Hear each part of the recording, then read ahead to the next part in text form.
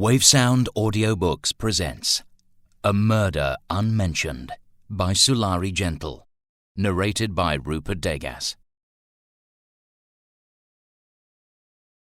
For Leith, for so many good reasons, and because this book made her cry. Prologue.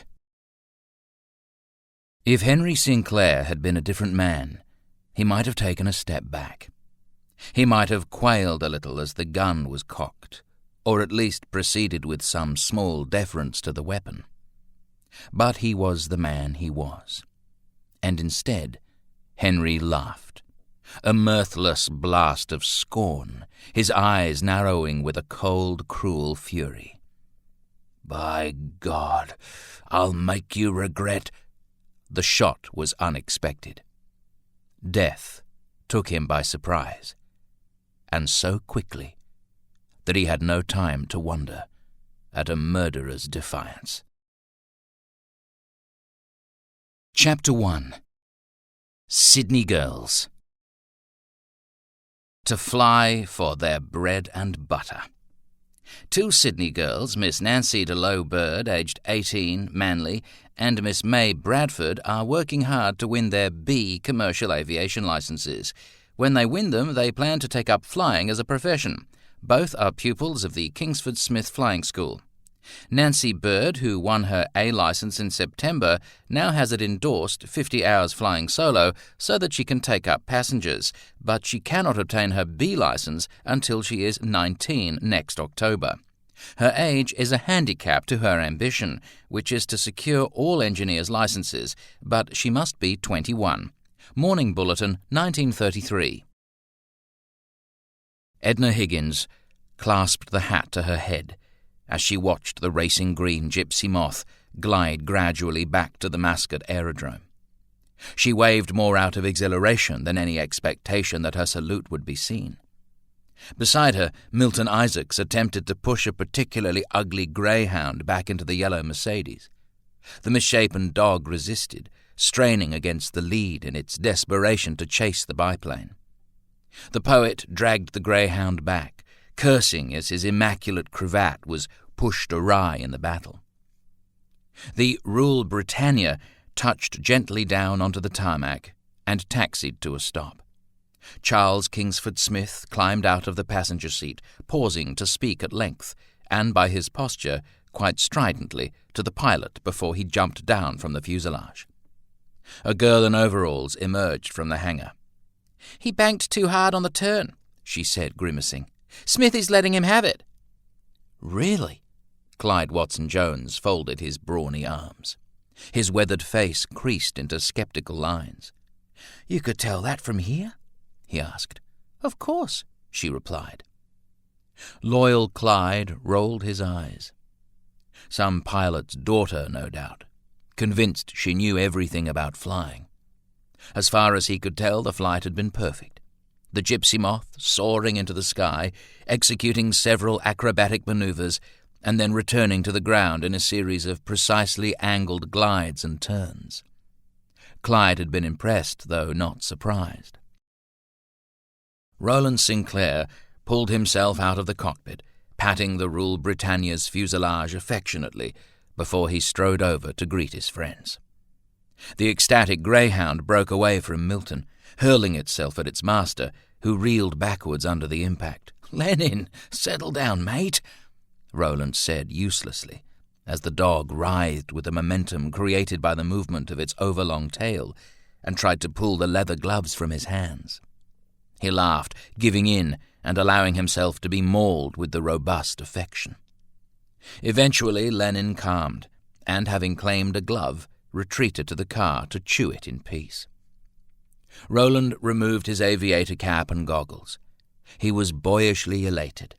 Milton clapped him enthusiastically on the back. "Well, that was a fine thing to see, Rolly." Edna embraced him. "I was completely terrified you were going to fall out when the plane turned upside down," she said.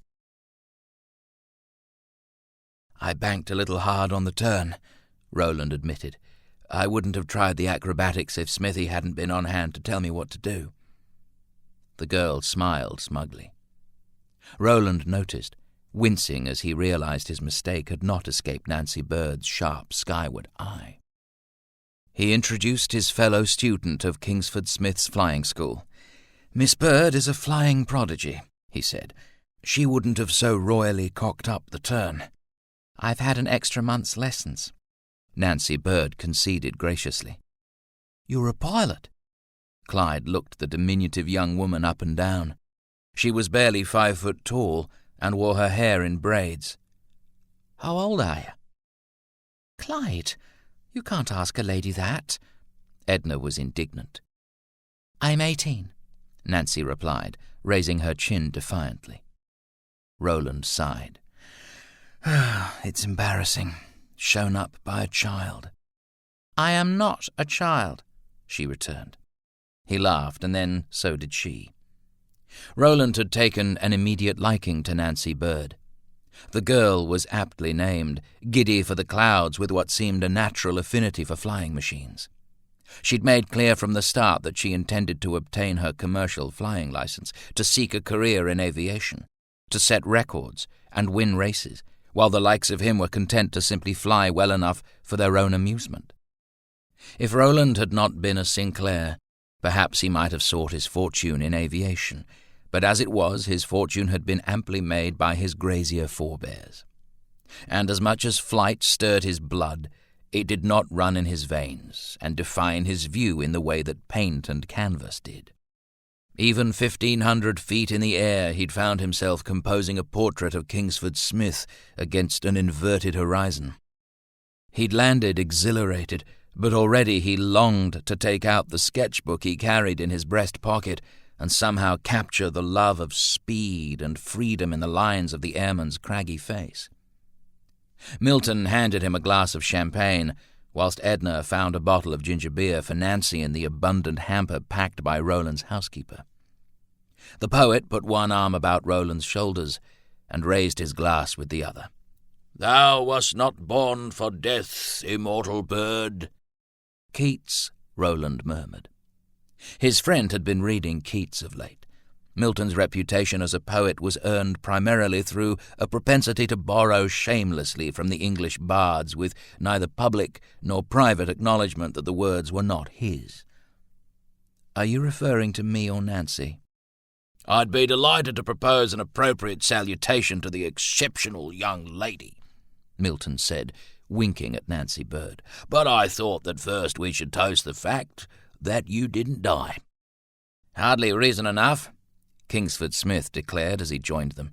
"But you may want to celebrate that Mr. Sinclair's license is now endorsed, so he may take his biplane and a passenger up whenever he pleases." The aviator accepted a glass of champagne and raised it towards Roland. "Just watch your turn, Sinclair. The Moth's instruments are very sensitive." He rapped his knuckles against the long bonnet of the yellow Mercedes. "It's not the same as steering one of these hefty contraptions." Roland's brow rose. "You want to get yourself a vehicle with good British engineering," Kingsford Smith continued, warming to his subject. "Still, I suppose all these automobiles will be obsolete in time." Roland muttered something unintelligible. Edna smiled. Roland did not receive any criticism of his beloved motor kindly. "You could fly back to Oakley this year, Rowley," she said, deciding to direct the conversation away from the slandered automobile. With the Yuletide approaching, Roland Sinclair and his house guests would soon part for the holidays. Clyde would return to Bartlow in the high country to visit his parents. As Edna's father was away, she and Milton planned to spend Christmas at a succession of decadent Sydney soirees. Roland, however, was expected at the family property in Yass, from which his brother Wilfrid reigned over the Sinclair empire. "I suppose there are plenty of places to land at Oakley." Roland considered the proposition seriously. "You could take Ernie for a ride," Clyde suggested. "The little bloke would be thrilled." "Yes, but I'm not entirely sure Will would be," Roland replied. Ernest was the elder of his two nephews, but still only 6 years old. Although Roland's place in the oversubscribed Kingsford Smith Flying School had been arranged through Wilfrid Sinclair's considerable connections, he doubted his brother would be willing to entrust Ernest to him and the ruled Britannia just yet. They remained at the Mascot hangar for some time, celebrating Roland's license, and then watching as Nancy Bird took the gypsy moth up. Kingsford Smith provided a commentary as Bird plunged the biplane into more acrobatic maneuvers, pointing out how the young woman was manipulating the joystick and foot controls to achieve the loops and rolls. There were moments when Edna just could not look, sure that the biplane would meet tragedy, and others when she gazed as mesmerized as the men. As the afternoon began to slip reluctantly into evening, the gypsy moth was returned to her hangar. Roland took the wheel of the Mercedes while Edna and Milton fought over the front passenger seat. On this occasion, Edna prevailed. They drove Nancy Bird home before returning to the Wallara mansion, which had been the principal residence of Roland Sinclair and a succession of artists, writers, and poets over the past 3 years. His current house guests had more or less become permanent installments at Woodlands House, though others came and went from time to time. It had been the cause of significant friction between the Sinclair brothers that Roland had converted the Grand Sydney estate into some kind of artistic commune, which seemed to exist in a constant state of scandal. In recent years, many heated words had been exchanged over occasional salacious snippets in Smith's Weekly or The Truth. Rumours of naked women, wild parties, and decadent immorality that mortified Wilfrid, but to which Roland seemed indifferent, if not amused. The newly licensed pilot and his friends were greeted at the entrance vestibule by the upright character and stern visage of Roland's housekeeper. Mary Brown had served at Woodlands House since well before the war, maintaining what decorum she could with a vexed silence and pointed exhalations of despair. "Oh, thank goodness you're here, Master Rowley," she said, addressing him in the manner she had since he was a child. "Colonel Bennett has come to call upon you. He insisted on waiting." "Bennett?" Clyde's brow furrowed. "He's not Lucy's father?" Roland finished the question for him. "Yes, I'm afraid he is."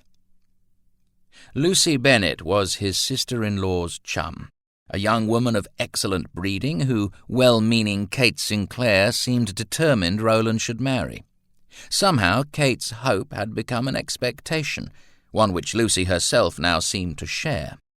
For the life of him, Roland could not think of one thing he might have said or done that may have led either lady to believe he had any interest in marrying Lucy Bennett. "What do you suppose he wants?" Edna asked quietly. Roland groaned. Clyde grasped his friend's shoulder sympathetically, and Milton grinned. They all had a fairly good idea. "I'd best go talk to him," Roland muttered, removing his leather aviator jacket and exchanging it for the grey tweed he'd left on the coat stand. "Is he in the drawing-room, Mary?" "No, sir.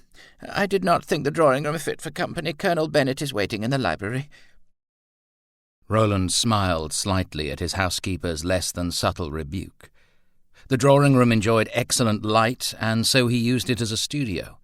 The fine furniture shared space with his easels and paint-boxes, while canvases in progress leant against the expensively papered walls. To Roland's mind, it was still perfectly comfortable, and now remarkably functional. The library was another matter altogether. The room had been his father's, and though Henry Sinclair had been dead since 1920, it remained unchanged. Before Henry's death, Roland had only ever been summoned to the library when his father was displeased. All things considered, it was possibly a more fitting venue for the delicate conversation he was about to have. Edna grabbed his arm as he turned to go. "You will be kind, won't you, Rowley?" Milton laughed. "Kind? For God's sake, Ed, that's the least of our worries. Rowley will probably agree to wed the girl so she doesn't think him impolite." Edna smiled. "Oh dear, you're probably right." Roland's excessive courtesy had gotten him into trouble before. Even Clyde agreed. "Every girl you meet seems to become convinced you want to marry her, mate. It probably wouldn't hurt to be marginally rude." "Yes, you're all very amusing," Roland returned, mildly offended. None of the misunderstandings to which they were alluding were his fault. "I'd better disillusion Colonel Bennett before this gets out of hand." He wasn't sure how he could possibly do it kindly.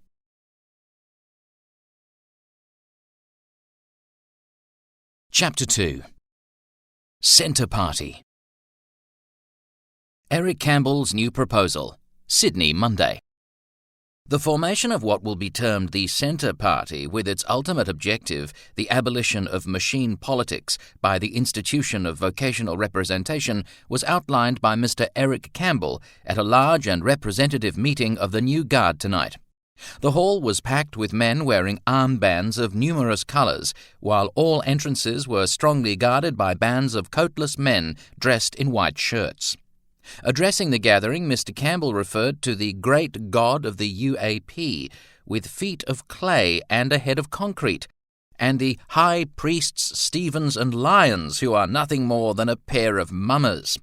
Amongst the objects of the proposed Centre Party, as outlined by Mr. Campbell, were the unity of political, industrial, cultural and moral functions of the state, repeal of all socialist legislation, indissoluble cooperation of capital and labour in all industries, non-payment of members of Parliament, elimination of unemployment by efficient and economic government, and development of the country's resources, and the freeing of industry from unjust and inequitable taxation.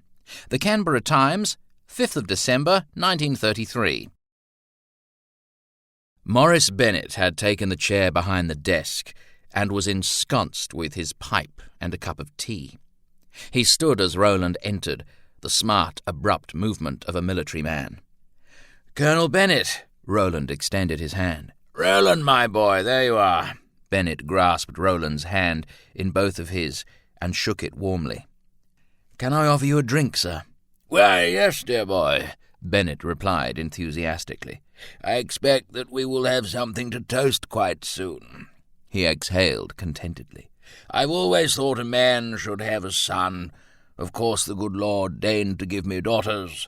Bennett sat back and cleared his throat.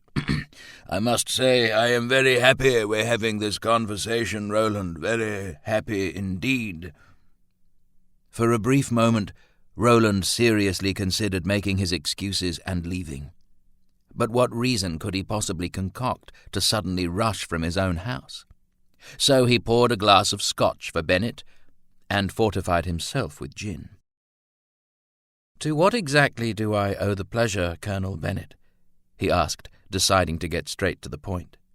Bennett frowned then.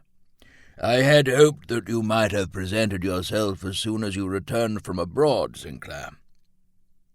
"I see." Roland took a deep breath. "I'm sorry, sir, but—" "Apology accepted, Sinclair. After all, a man must attend to business first, no matter what the ladies want, eh?" He sighed. "Did I tell you that I have 4 daughters, Sinclair? 4. Bennett shook his head, as if the gravity of his misfortune yet astounded him. "Still, they're not bad girls, if you can bear all the silly nonsense that they go on with." Roland tried again. "Colonel Bennett, I have the greatest respect for your daughter." "Of course, these things must be done properly, but Lucy would never forgive me if I stood in your way, which I can tell you, Roland, I'm not inclined to do. I knew your father, you know. Fine man. I expect you're cut from the same cloth." Roland tensed slightly. "I don't think I am, sir." Bennett laughed. "I recall dining at Oakley in Henry's time." He closed his eyes to savour the memory with his scotch. "Extraordinary property, splendid grounds, magnificent mechanized wool shed, 20 stands, simply superb. And the house itself—" His eyes shone, moist with emotion. "A stately oasis of British elegance and gentility in the Australian wilderness. Your father was an exemplary host, my boy, the finest of everything in abundance, and your dear mother as gracious as she was beautiful. What wonderful, wonderful times they were." Roland drained his glass of gin, silently.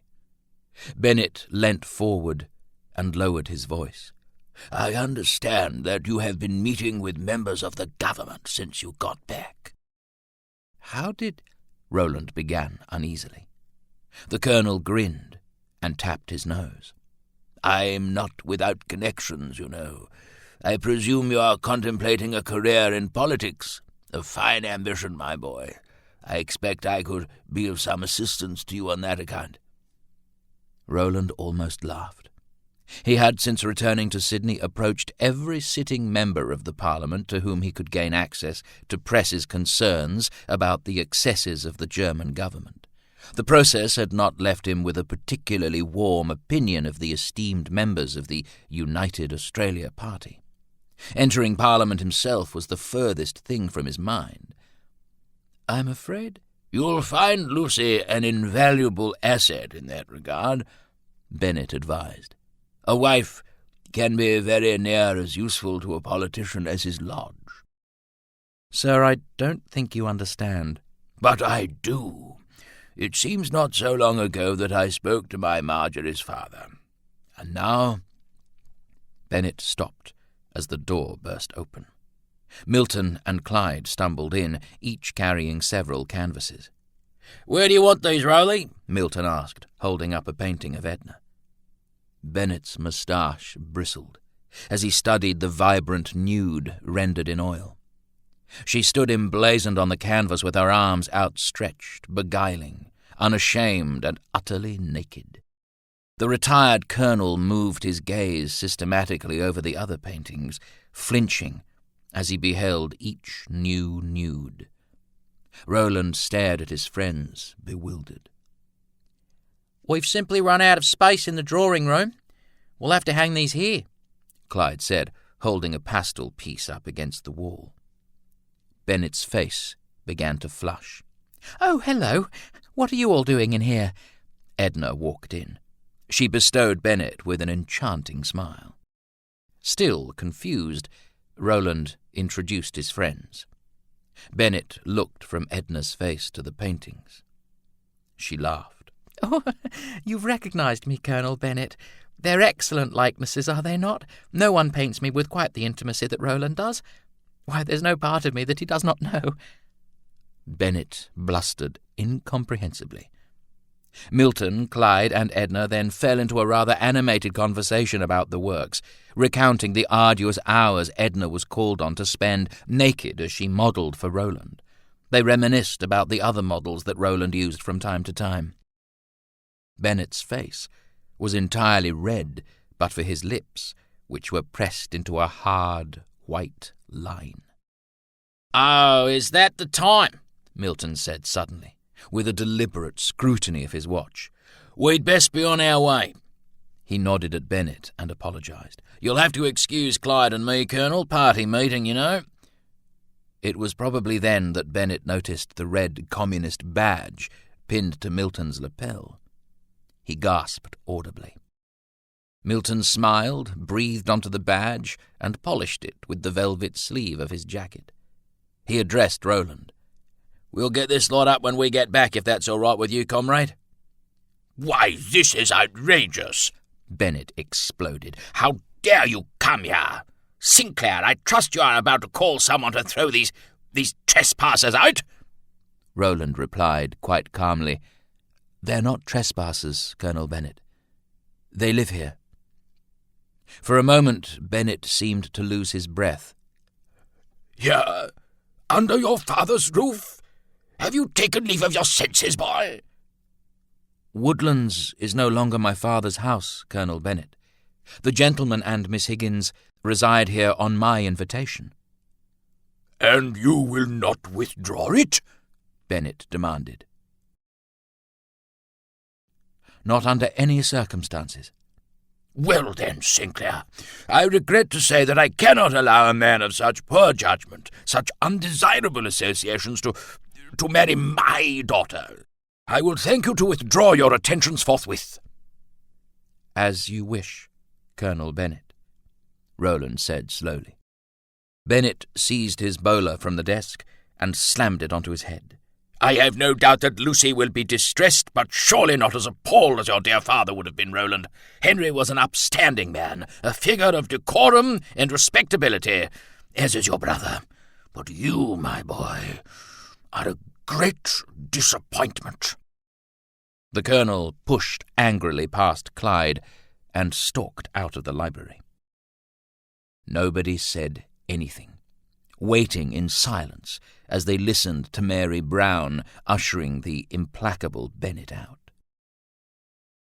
"Well, we arrived in the nick of time," Milton observed finally, shaking his head at Roland. "A few more minutes and you would have been engaged." "Don't be ridiculous." Roland's response was somewhat ungrateful. "I was fine." "Fine? You didn't want to marry her, did you, Rowley?" Clyde asked, dubiously. "Of course not. I was just trying to find a courteous way to—" "You can't do these things politely, mate. Trust me." "I know." Milton sighed deeply. Clyde snorted. "It's much better for Lucy this way, Rowley," Edna assured him. "I beg your pardon?" "Well, having one's father forbid association is tragic and romantic, but it's not humiliating." Roland considered her words. There was sense in them. The intervention of his friends had relieved him from having to tell Colonel Bennet, his sister-in-law, and Lucy herself that he had never intended to propose marriage. "Yes, I expect you're right." He leant back against the desk, smiling as he recalled the look on Bennet's face when he realized Edna was the woman in the paintings. He glanced at Milton and Clyde. "And do you actually have a party meeting?" "Not till tomorrow. That was just in case he was willing to forgive your scandalous paintings," Milton replied, grinning. "We were ready to tell him I'd converted you if it became necessary," Clyde added gravely. "Good Lord, I'm lucky he didn't shoot me as it was." Roland had never before thought of using Clyde's Catholicism as a defence against would-be fathers-in-law. The idea had its merits. He shook his head. "I still don't believe I needed rescuing, but thank you for your efforts, regardless." "Rowley, darling, whatever's the matter?" Edna asked, peering down at him from over the top of his newspaper. "Ed, I didn't see you," Roland said, shamefaced, as he lowered the broadsheet which had caused him to curse out loud. He stood hastily.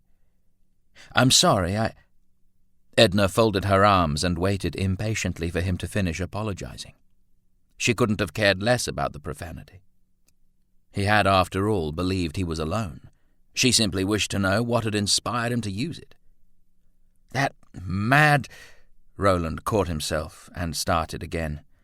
"Eric Campbell intends to field a party in the next election," he said, handing her the paper so she could read the article for herself. "It seems that he was so impressed by what the Nazis have done in Germany that he's decided to try it here." Edna glanced through the news story. They had made an enemy of Colonel Eric Campbell, founder and leader of the New Guard, at a time when he was at his most powerful, and New South Wales had appeared on the brink of civil war. The association had ended particularly badly for Roland, and though Wilfred Sinclair had intervened to broker an agreement which would keep his brother out of jail, they all knew it was a fragile and bitter peace. Although the membership of Campbell's movement had declined since the dismissal of Jack Lang, whose controversial premiership of New South Wales had united the establishment against him, there were still New Guardsmen keen to settle the score against Roland Sinclair. Neither had Roland let the matter rest. Indeed, they'd all embarked to Germany just months before because he was determined to foil Campbell's plans to forge alliances with the Germans and prevent him bringing Nazism to Australia. They had thought they'd succeeded. "I suppose standing for election is better than organising a coup d'etat." Roland frowned. "We can't be sure he's not." Edna put down the paper and fell into the wing-backed armchair in which she often posed for Roland. The leather was softened with age and marked in places where even Mary Brown had been unable to remove a careless splash of paint. A life-sized portrait of the late Henry Sinclair, sitting in that same chair, glared down at the sculptress from the wall opposite. Edna tilted her head to study Roland against that imposing, disapproving image of his father. Aside from the distinctive blue which characterized the eyes of all the Sinclair men, Roland and his father seemed to have had little physically in common. "Who painted that portrait, Rowley?" she asked as he sat down again. Roland glanced back at the painting. "That's a William McInnes," he smiled. "Father didn't have much time for him. Thought him too young to paint well." Edna laughed. McInnes had won the Archibald Prize 6 times already and was one of the country's most acclaimed portrait artists. Still, he would have been in his early 20s when he'd painted Henry Sinclair. "It's such a fierce painting. Is it a good likeness?" "Yes." "Did he like it, your father?" "It used to hang in his study at Oakley, so I presume he did." "At Oakley? Then what's it doing here?" Edna asked, surprised. She'd assumed that Roland kept the portrait in his studio amongst all his own work because it had always hung there. It intrigued her that he would install it himself. Roland's smile was brief. "My father always liked to keep an eye on me." Edna wondered if she had misjudged Henry Sinclair. Roland rarely spoke of his father, but that need not of itself mean their relationship had been strained. Perhaps it was a silence born of loss. Perhaps, beneath the outward severity, Henry Sinclair's was an artistic soul. Roland's talent, Edna reasoned, must have come from somewhere. "It's a shame he didn't live to see your work, Rowley," she said quietly. Roland frowned. His jaw tightened. "It's not a shame at all, Ed." He retrieved the jacket he had thrown over the back of his chair. "Where are you going?" Edna asked uneasily. "I have an appointment in the city." "Rowley, I'm sorry if I—" Roland stopped, realizing that she believed she'd offended him somehow, that he'd been unintentionally abrupt. He moved to sit directly opposite Edna and answered the question she'd not yet asked. "My father would not have approved of my work, Ed. He would not have tolerated it." "But you didn't paint when he was alive." "No. I was only 15 when Father died. Still, I did plenty of other things he disapproved of." Edna glanced up at the portrait. "You don't take after him at all?" "No, I don't think so." "I'm glad." "To be honest, I am too." He checked his watch. "Now I really am late." "Who are you going to see?" "Eric Campbell." "Campbell? Rowley, I don't think that's such a—" "It's not a private audience, Ed. He's delivering another one of his stirring speeches," Roland replied dryly. "Even so," Edna persisted, convinced that Roland's determination to personally foil Campbell at every turn was ill-advised. "He's a dangerous man, Rowley." Roland nodded. "Yes, I believe he is. And I don't think he's finished. I just want to know what he's thinking."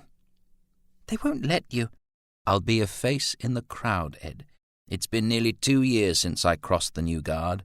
De Groot and half the executive have resigned or been expelled. No one will notice me." Edna studied him for a moment, and then she stood. "Well, we'd better get going then." "I didn't mean—" Edna retrieved her gloves from the sideboard. "I can't think of anything I'd rather be doing than listening to Mr. Campbell give a speech," she said, grimacing. A thought occurred to her, and she glanced down at her simple cotton dress. It was a little faded and a couple of seasons out of style. "Where is Mr. Campbell giving this speech, Rowley? Should I change?" Roland contemplated the sculptress. He had seen her nearly every day for almost 3 years. She lived in his house, was his model and his muse. Yet even now, just looking at her took his breath. "No, don't change." Chapter 3. Sued Leader of New Guard. £401 5 and 8 for alleged legal expenses. Sydney, September 21. The case in which John Francis Dinan had sued Eric Campbell, leader of the New Guard, for £401 5 shillings and 8 pence, alleged to have been expenses incurred in the defence of the plaintiff and other members of the New Guard who were convicted at the Central Court of having assaulted Alderman J. Garden in May of last year, was brought to an end by the announcement of Mr. Justice Holtz Rogers in the Supreme Court today that the matter had been settled out of court. The terms of the settlement were not disclosed. Kalgoorlie Minor, 1933. The barrel-chested men who guarded the entrance to the hall were noticeably uniformed by their lack of jackets and the coloured armbands which stood out against the crisp white of exposed shirt sleeves.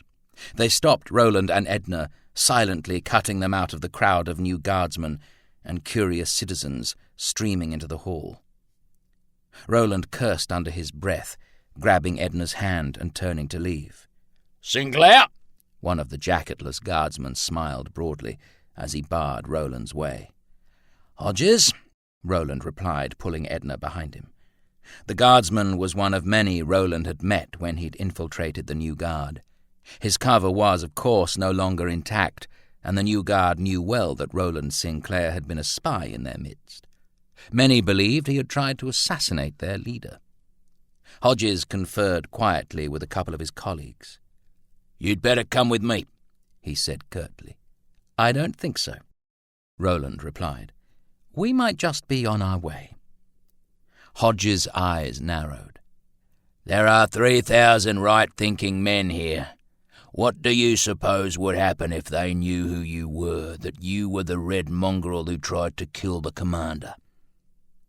Roland said nothing, furious with himself for so carelessly bringing Edna into danger. Campbell's men were not adverse to violence. "Very well," he said slowly, "but allow Miss Higgins to leave first." "No, I think I'll stay." Edna was defiant. "Ed." "We're not going to let your young lady go just yet," Hodges interrupted. "If you make us drag you, she could get hurt." Roland flared. "Touch her and I'll—" 10 seconds, and I'll announce who you are and leave you to it," Hodges threatened. "Roly!" Edna glanced back into the hall at the packed assembly of guardsmen, all chanting for Campbell. Roland squeezed her hand. The sculptress was right.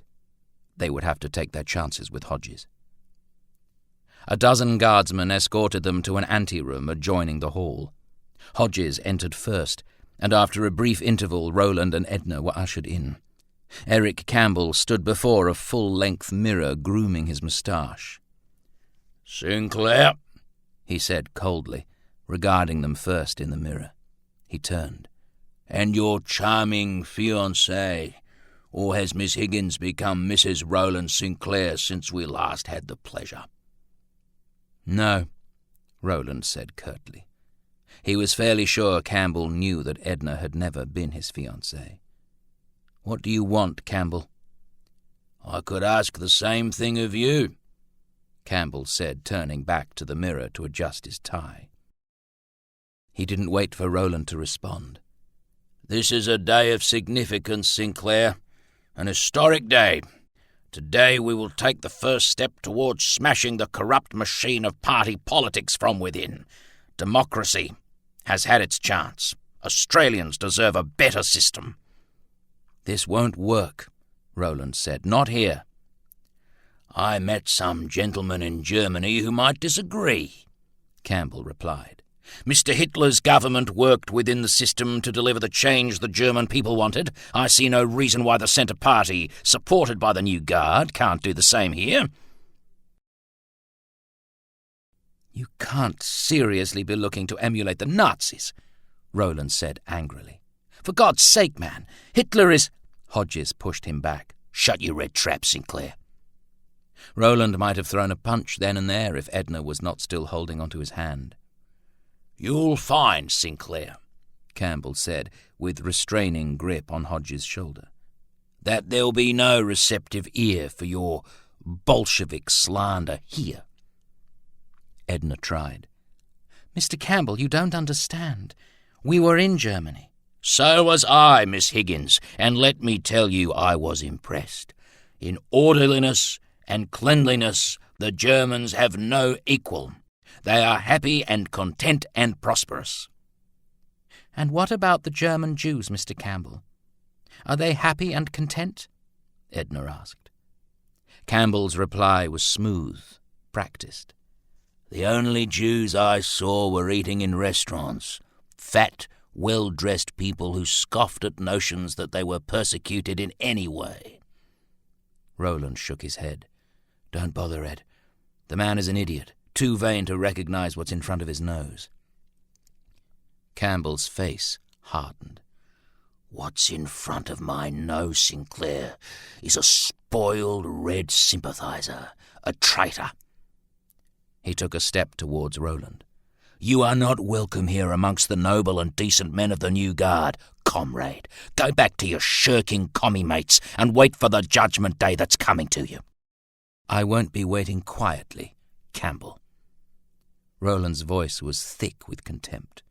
"You go ahead and follow Mr. Hitler's plan, copy his every move. But you'll find it won't work in Australia." Campbell smiled. "You might care to watch yourself. Some of the lads quite earnestly believe you got off too lightly last time we crossed paths. They may decide to deal the justice that most loyal, right-thinking men believe you deserve." "Really, let's go," Edna said before he could respond. She grabbed his arm. "Really?" Rowley nodded slowly. They'd already pushed their luck. 4 guardsmen, including Hodges, escorted them out of the anteroom, accompanying them down the street, well away from the crowds gathered around the hall in which Eric Campbell's parliamentary ambitions would be launched. "Right, Sinclair," Hodges snarled. "Get lost." He half turned away, and then changed his mind. "Rowley!" Edna screamed as the guardsman swiveled and swung. Roland ducked, pushing Edna back with his left arm whilst he led with his right. Of course there were 4 new guardsmen, and they closed in. "Oi!" A shout from behind them. "Harry!" Edna responded, as she recognized the first of the 2 burly men now charging the affray. Harcourt Garden would help them. With the odds now almost equal, the guardsmen pulled back, and the confrontation turned into a heated skirmish of words, and even that was curbed in profanity by the presence of Edna. After a sufficiency of threats had been duly exchanged, the guardsmen departed, telling themselves and each other that they had put the fear of God into Roland Sinclair. Harcourt Garden slapped Roland on the back and introduced him to his companion, Paul Bremner, a solid, swarthy Union man with a communist badge pinned to his flat cap. "This is the bloke who tried to shoot that fascist bastard Eric Campbell a couple of years ago, before old Jock got walked over by the bloody Bougard," he told Bremner proudly. Harcourt's father, Jock Garden, was a founder of the Communist Party of Australia and a vocal proponent of the left. He'd been brutally ambushed outside his own home by a group of hooded vigilantes whose connection to Campbell and the New Guard was widely known, if never proved. "I didn't shoot anyone," Roland corrected the record as he shook hands with Harcourt Garden's mate. "We've given you points for trying," Garden said, slinging his arm around Roland's shoulders. "What happened? Did you miss?" Bremner asked, grinning. "No, I got shot," Roland said wearily. Edna looked at him in horror. "I can't believe you're bringing that up again." Roland smiled. Edna hated being reminded that she'd shot him. "I should buy you gentlemen a drink, I suspect," he said, judiciously changing the subject. The task of so thanking their saviours was, however, complicated by Edna, whose presence, and refusal to sit by herself in the ladies' bar, precluded a simple stop at the nearest pub. It was Bremner who suggested the wine bar not far from Trades Hall. The decor was on the sparse side of rudimentary, but the venue was full. Men and women gathered about the small round tables in conspiratorial groups. Whether or not they were actually conspiring was hard to tell. They could well have been discussing the cricket, but in the smoke-filled haze of the communist haunt, it was not hard to imagine that the odd plot was being hatched. Roland Sinclair's party shared a bottle of McWilliam's Red while they talked of Campbell's political aspirations. Garden and Bremner were inclined to dismiss them as a joke, Roland less so. He told Garden of the persecution of trade unionists and dissidents they had seen in Germany, of Dachau and the men forced into hiding. Garden ranted his outrage, Bremner smouldered quietly. And so the morning was passed. It was nearly noon before Roland and Edna stood to depart under a chorus of protests and entreaties that they stay for one more drink. Roland purchased another bottle for Garden and Bremner to enjoy in their absence. Bremner raised his glass in thanks. "You watch yourself, Sinclair. The Bougard is looking for an enemy. With Premier Lang gone, they may just decide that you'll do in a pinch." The black police vehicle was parked conspicuously in the driveway. Edna sighed. What do you suppose Milt's done now? "It's probably Delaney," Roland replied hopefully. He and the detective had helped each other in the past, and Delaney occasionally dropped by for a drink. But it was not Delaney. Detectives Gilby and Angel had just arrived and were on hand to meet Roland at his door. Mary Brown's lips were pursed tightly as Roland greeted the policeman and introduced Edna. "I'm so glad you're back, Master Rowley. Mr. Sinclair has telephoned thrice this morning," the housekeeper exclaimed, determinedly dealing first with what she believed the more important matter. "Will?" Roland stood aside for the detectives to enter. Mary Brown had allowed Wilfred the title of Mr. Sinclair when their father had passed. To her mind there could only ever be one. "If you'd step this way, gentlemen. Thank you, Mary. I'll telephone Will shortly." Gilby and Angel declined refreshments, scrutinizing the drawing-room as they took the seats Roland offered.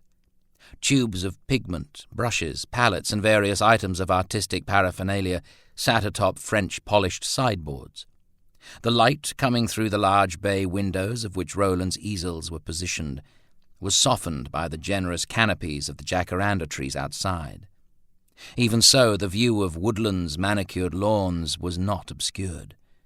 Roland's latest work sat on the largest easel, a dark, moody piece of a naked nymph asleep on a forest floor, a strangely elevated perspective like that of a voyeuristic god. Roland had begun the painting leaning precariously over the balustrade of the staircase, with Edna posed below on the floor of the hall. "And how may I be of assistance, gentlemen?" Roland asked, sitting beside Edna on the settee. "We'd like you to assist with some inquiries, Mr. Sinclair." Detective Angel cleared his throat and glanced at Edna. Gilby studied the sculptress. "The matter is somewhat sensitive, Mr. Sinclair. Perhaps Miss Higgins should—" "Please go ahead, detectives," Roland said, mildly curious now. Angel nodded curtly and proceeded. "What can you tell us about the evening your father, the late Henry Sinclair, was murdered, Mr. Sinclair?" Edna stiffened. She looked to Roland for some sign that there was a mistake. Henry Sinclair had died of a heart attack, or old age, or something equally unremarkable. For a moment Roland didn't say anything. Then, "That was 13 years ago, detectives." "Are you saying you don't remember the night your father was killed?" Gilby asked. "I'm wondering why, after all this time, you're questioning me about that night." "There's been a development." "What development?" "Your father's gun has been found. We believe it was the weapon that killed him." "I see." "Aren't you going to ask where it was found, Mr. Sinclair?" Angel studied him too sharply. Roland answered calmly, oddly. "I assume you're going to tell me?" Gilby and Angel exchanged a glance. "At the bottom of the dam, closest to the main house at Oakley." Roland sat back slowly. "When?" "When was it found?" "Early yesterday. They're draining the dam for some landscaping works, apparently." Roland paused, and then he nodded at each of the policemen.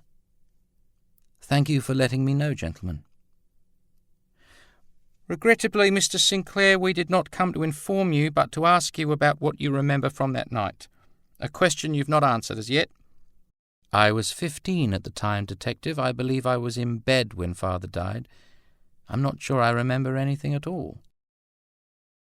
"That seems unlikely, if you don't mind my saying, sir."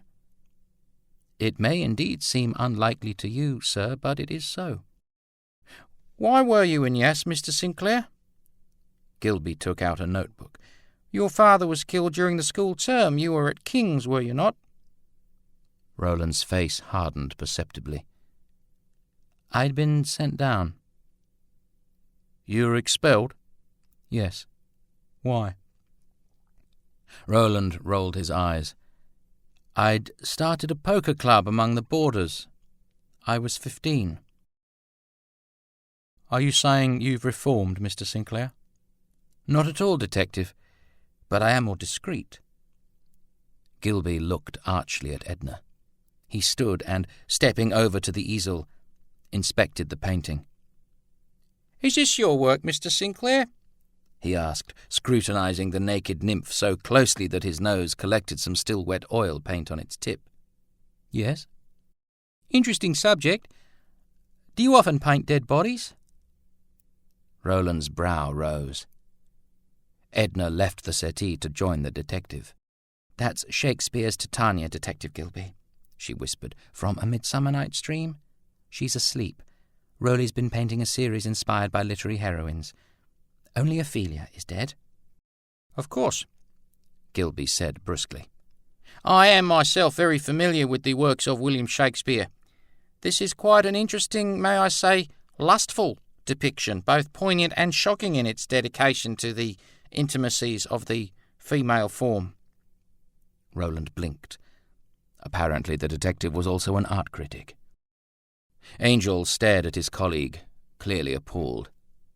Gilby stood back from the painting and moved his attention instead to the portrait of Henry Sinclair. Is this— Yes, Roland replied. Gilby nodded slowly, though he did not seem inclined to examine that painting in the same depth. If you don't mind my saying, Mr. Sinclair, you don't seem particularly excited by the discovery of your father's gun. Angel quite delightedly directed the conversation away from the artwork. Excited? Roland made no attempt to hide his scorn. The burglar who killed my father has had 13 years to make his escape. Why do you believe a burglar killed your father, Mr. Sinclair? Gilby asked sharply. There were some valuables taken from the house. I can't remember what exactly they were. Gilby wrote in his notebook. Is there something more, Detective? Roland asked suspiciously. Several items of silverware and an antique carriage clock were found with the gun. Well, there you go. Gilby raised his hand. It's understandable that a killer would seek to rid himself of the murder weapon, but why would he discard the fruits of his burglary? Perhaps he panicked. Perhaps he never had any interest in the silver. What are you saying, Detective? Do you have any idea, Mr. Sinclair, who might have wanted your father dead? The pause was so slight that only Edna noticed it. I really wasn't privy to my father's affairs, he shrugged. But I have it on good authority that he was a paragon of virtue and respectability. Gilby studied Roland, his eyes piercing beneath a furrowed brow. Roland exhaled impatiently. If there's nothing further, detectives? Not for now, Mr. Sinclair, Angel said, closing his notebook as he stood. Gilby followed suit. Roland waited as Mary Brown showed the policeman to the door, stepping into the hallway as soon as he heard the door close. Wordlessly, he picked up the telephone receiver to book a call through to Oakley. Chapter 4. Tree Planting. At a lecture on trees given before the Trained Gardeners Association, Old Burnley students, Miss Edna Walling, the well-known garden designer, said, "It may seem rather obvious to say that tree planting in the suburbs is usually a very different matter to tree planting in the country, but it is not until you are faced with a few acres instead of the accustomed suburban block that the important part trees play in developing large acreages of the country is recognized. Even when the supply of labor for the maintenance of an extensive garden scheme is available, nothing will produce a richer or more dignified effect than woodland or a little forest." The Australasian, 1933. Edna sat, curled in the winged-back armchair, pondering the police visit. Roland's telephone conversation with Wilfrid had been brief, and then he disappeared. It was all somewhat unusual. Clyde and Milton returned first, a little merry after a party meeting which had apparently been conducted in a public bar. Edna duly informed them of the police visit to Woodlands. Like her, neither man had been aware that Roland's father had died in circumstances that were anything other than ordinary. "So he was shot?" Milton asked. "In his own home?" "Apparently." Edna looked out of the window, hoping to see Roland. Roly was 15. "And now the police have surmised that he was shot with his own gun?" "That's what I gathered." "What did Roly say?" "Not a great deal." Clyde looked up, surprised. "If it were my old dad, I wouldn't rest till—" He scratched his head. "Perhaps it's just the shock." Milton pondered the portrait of Henry Sinclair. "Where is Roly, Ed?" "I don't know. He just vanished," she replied, unable to keep the worry out of her voice. It was not like Roland. "He can't have gone far," Clyde observed. "His car's still in the drive." Edna nodded. The engine of Roland's flamboyant yellow Mercedes was in any case so loud she would have heard it. "Roly's a grown man," Milton said, pouring himself a drink from one of the well-stocked decanters which graced the sideboard. "And we, dear friends, are not his keepers." It was nearly dark by the time Roland finally returned. Lenin was with him. The greyhound padded wearily into the drawing-room and collapsed onto the rug, glaring resentfully at his master before closing his eyes. Roland's house guests descended from different parts of the mansion, where they had been carrying on in an attempt to appear unconcerned about his absence. "Where have you been?" Edna blurted. "We were beginning to worry. Oh, my Lord, what have you done to Lenin?" Roland glanced at his dog, splayed gracelessly on the Axminster, his tongue lolling out of his head in a manner that looked more like death than slumber. He smiled. "I took Len for a walk," he said, removing his jacket and hanging it on the edge of an easel. "We might have gone a bit further than he's used to." "Forget about the flaming dog," Clyde muttered. "You all right, Roly?" "Ed's told you, then?" Roland loosened his tie. "Yes, I'm well. I just needed to clear my head. I haven't really thought about all that in a while." "Did Wilfrid—" Edna began as Milton poured Roland a drink. "Find the gun?" Roland finished. "No. Apparently it was some gardener that Arthur retained." Arthur Sinclair was Roland's cousin, a solicitor who had stepped in to keep an eye on the property, and old Mrs. Sinclair, when both Wilfrid and Roland had been abroad. Apparently, he had not yet left. Edna took Roland's hand. "I'm so sorry, Roly. This must be horrible for you."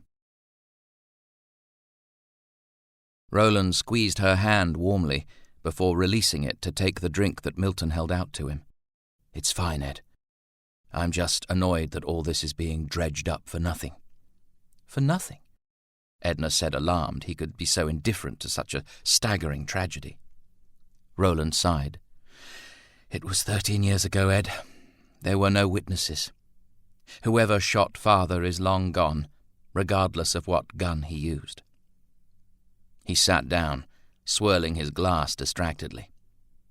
"Will wants me to return home to Yass straight away." "Because of this investigation?" "Possibly. Either that or my sister-in-law has unearthed another old school chum she feels I should marry." Edna's brow furrowed slightly. "Oh, dear. You don't suppose Kate will be cross about Lucy, do you?" "How could she possibly be cross?" Roland said innocently. "It's Colonel Bennett who put an end to it all." "So are you going?" Clyde asked. Roland grimaced. There were a few parties he'd planned to attend before retreating to the more sober celebrations at the family estate. Still, "Yes," he said. His friends did not try to persuade him otherwise. As much as Roland appeared to dismiss it, the re-investigation of Henry Sinclair's murder had clearly shaken him. "Did the police find out anything at all when your father was first killed, Roly?" Edna asked. Ed, Clyde scowled at the sculptress. for pity's sake. It's all right, Clyde. It's a fair question. Roland put down his glass. To be honest, I don't know. I boarded a boat to England the day after my father's funeral. The day after? Where the hell were you going in such a hurry? Milton blurted. Clyde swatted Milton. You're as bad as Ed, he muttered, appalled by the poet's lack of sensitivity. I suppose it would seem rather odd, Roland conceded. He tried to explain. Will sent me to school in London. I expect he was trying to protect me from all the fuss. Edna stood with her hands on her hips, her eyes fierce and disapproving. Roland continued, aware that the sculptress had always thought Wilfred's actions in this respect cruel. Will had a lot to contend with. The investigation, the property, father's affairs, not to mention my mother. He wasn't trying to be unkind. You were a boy who'd just lost his father, Edna replied, unmoved by his defence. He sent you away to grieve with strangers. It wasn't that simple, Ed. Edna paused and then let well enough alone. She had no wish to make the situation more difficult with her outrage on his behalf. When are you going to Yass, Rowley? She asked. I can fly to Oakley tomorrow. That soon? Roland smiled. Did you have plans for me? Of course, she said, perching on the upholstered arm of his chair. She sighed. I'll have to make do with Milt, I suppose. You should be so lucky, Milton muttered indignantly. You will find that I am very much in demand these days. I may well be busy. Roland glanced at Edna regretfully. He had promised to escort the sculptress to the Christmas ball to be held at the Domain. Not that she would have any trouble replacing him, whether or not Milton was busy, which he somehow doubted. I am sorry, Ed, he said. Edna's face softened. Oh, darling, you have no reason to be. You will be all right, won't you, Rowley? Yes, I will. I am. He slung back the remnants of his drink and smiled at the sculptress. This is just one of those things, Ed. Will probably have cleared it up before I've landed at Oakley. Roland banked left and assessed the landscape below the Rule Britannia. Someone had let a mob of merinos into the paddock in which he'd been told to land. For pity's sake! There were too many to risk hoping the creatures had sense enough to get out of his path. The only remaining option was the cleared ground near the billabong, but that would mean a 5-mile walk to the house. Cursing, he cut back the engine and began his descent into the wind. The fence line was new. Not that Roland would have in any case been familiar with the fence lines of Oakley, but perhaps if the barbed wire had had time to rust, he may have seen it before it was too late. He pulled hard on the joystick, in a desperate attempt to raise the plane's nose. Rule Britannia pitched upwards, but not enough to clear the fence. The wheels clipped the top wire and the fuselage shook as the undercarriage dragged along the barbs. The impact slowed the gypsy moth and forced her nose even higher. Roland gunned the engine, hoping a burst of speed would soften the landing. It may have done so, but the landing was hard regardless. The moth bounced and careered precariously until Roland managed to regain control and bring her to a stop just short of the water. Roland heaved himself out of the fuselage, wincing as he moved the knee which had slammed against the underside of the dashboard when the plane had touched down. He ignored the damage to himself and inspected that sustained by his plane. One tire had blown and the fabric of the fuselage near the tail was torn where it had been ripped on the barbs. Roland limped over to check the fence. Incredibly, it seemed perfectly intact despite its brief tussle with the Rule Britannia. He removed his cap and goggles, relieved. This was embarrassing enough without having to tell Wilfred that he destroyed the fence as well. Returning to the gypsy moth, Roland retrieved the Gladstone bag he'd stowed in the passenger compartment. Clyde would drop off his trunk and the Mercedes in a couple of days before catching the train to Kanama near Batlow. "I'll be back for you, sweetheart," he said, tossing the aviator cap and goggles into the cockpit and extracting his hat from the bag. Removing his leather flying jacket, he slung it over his shoulder and set out in the direction of the main house. The day was warm, and the countryside had already taken on a mantle of summer gold. The new green growth coming up amongst the longer yellowed stalks spoke of recent rain, despite the ripening of the landscape. Some of the paddocks Roland cut through were stocked. The lambs, no longer tiny, were still with their mothers, and the mobs were sleek on the rich pastures of Oakley.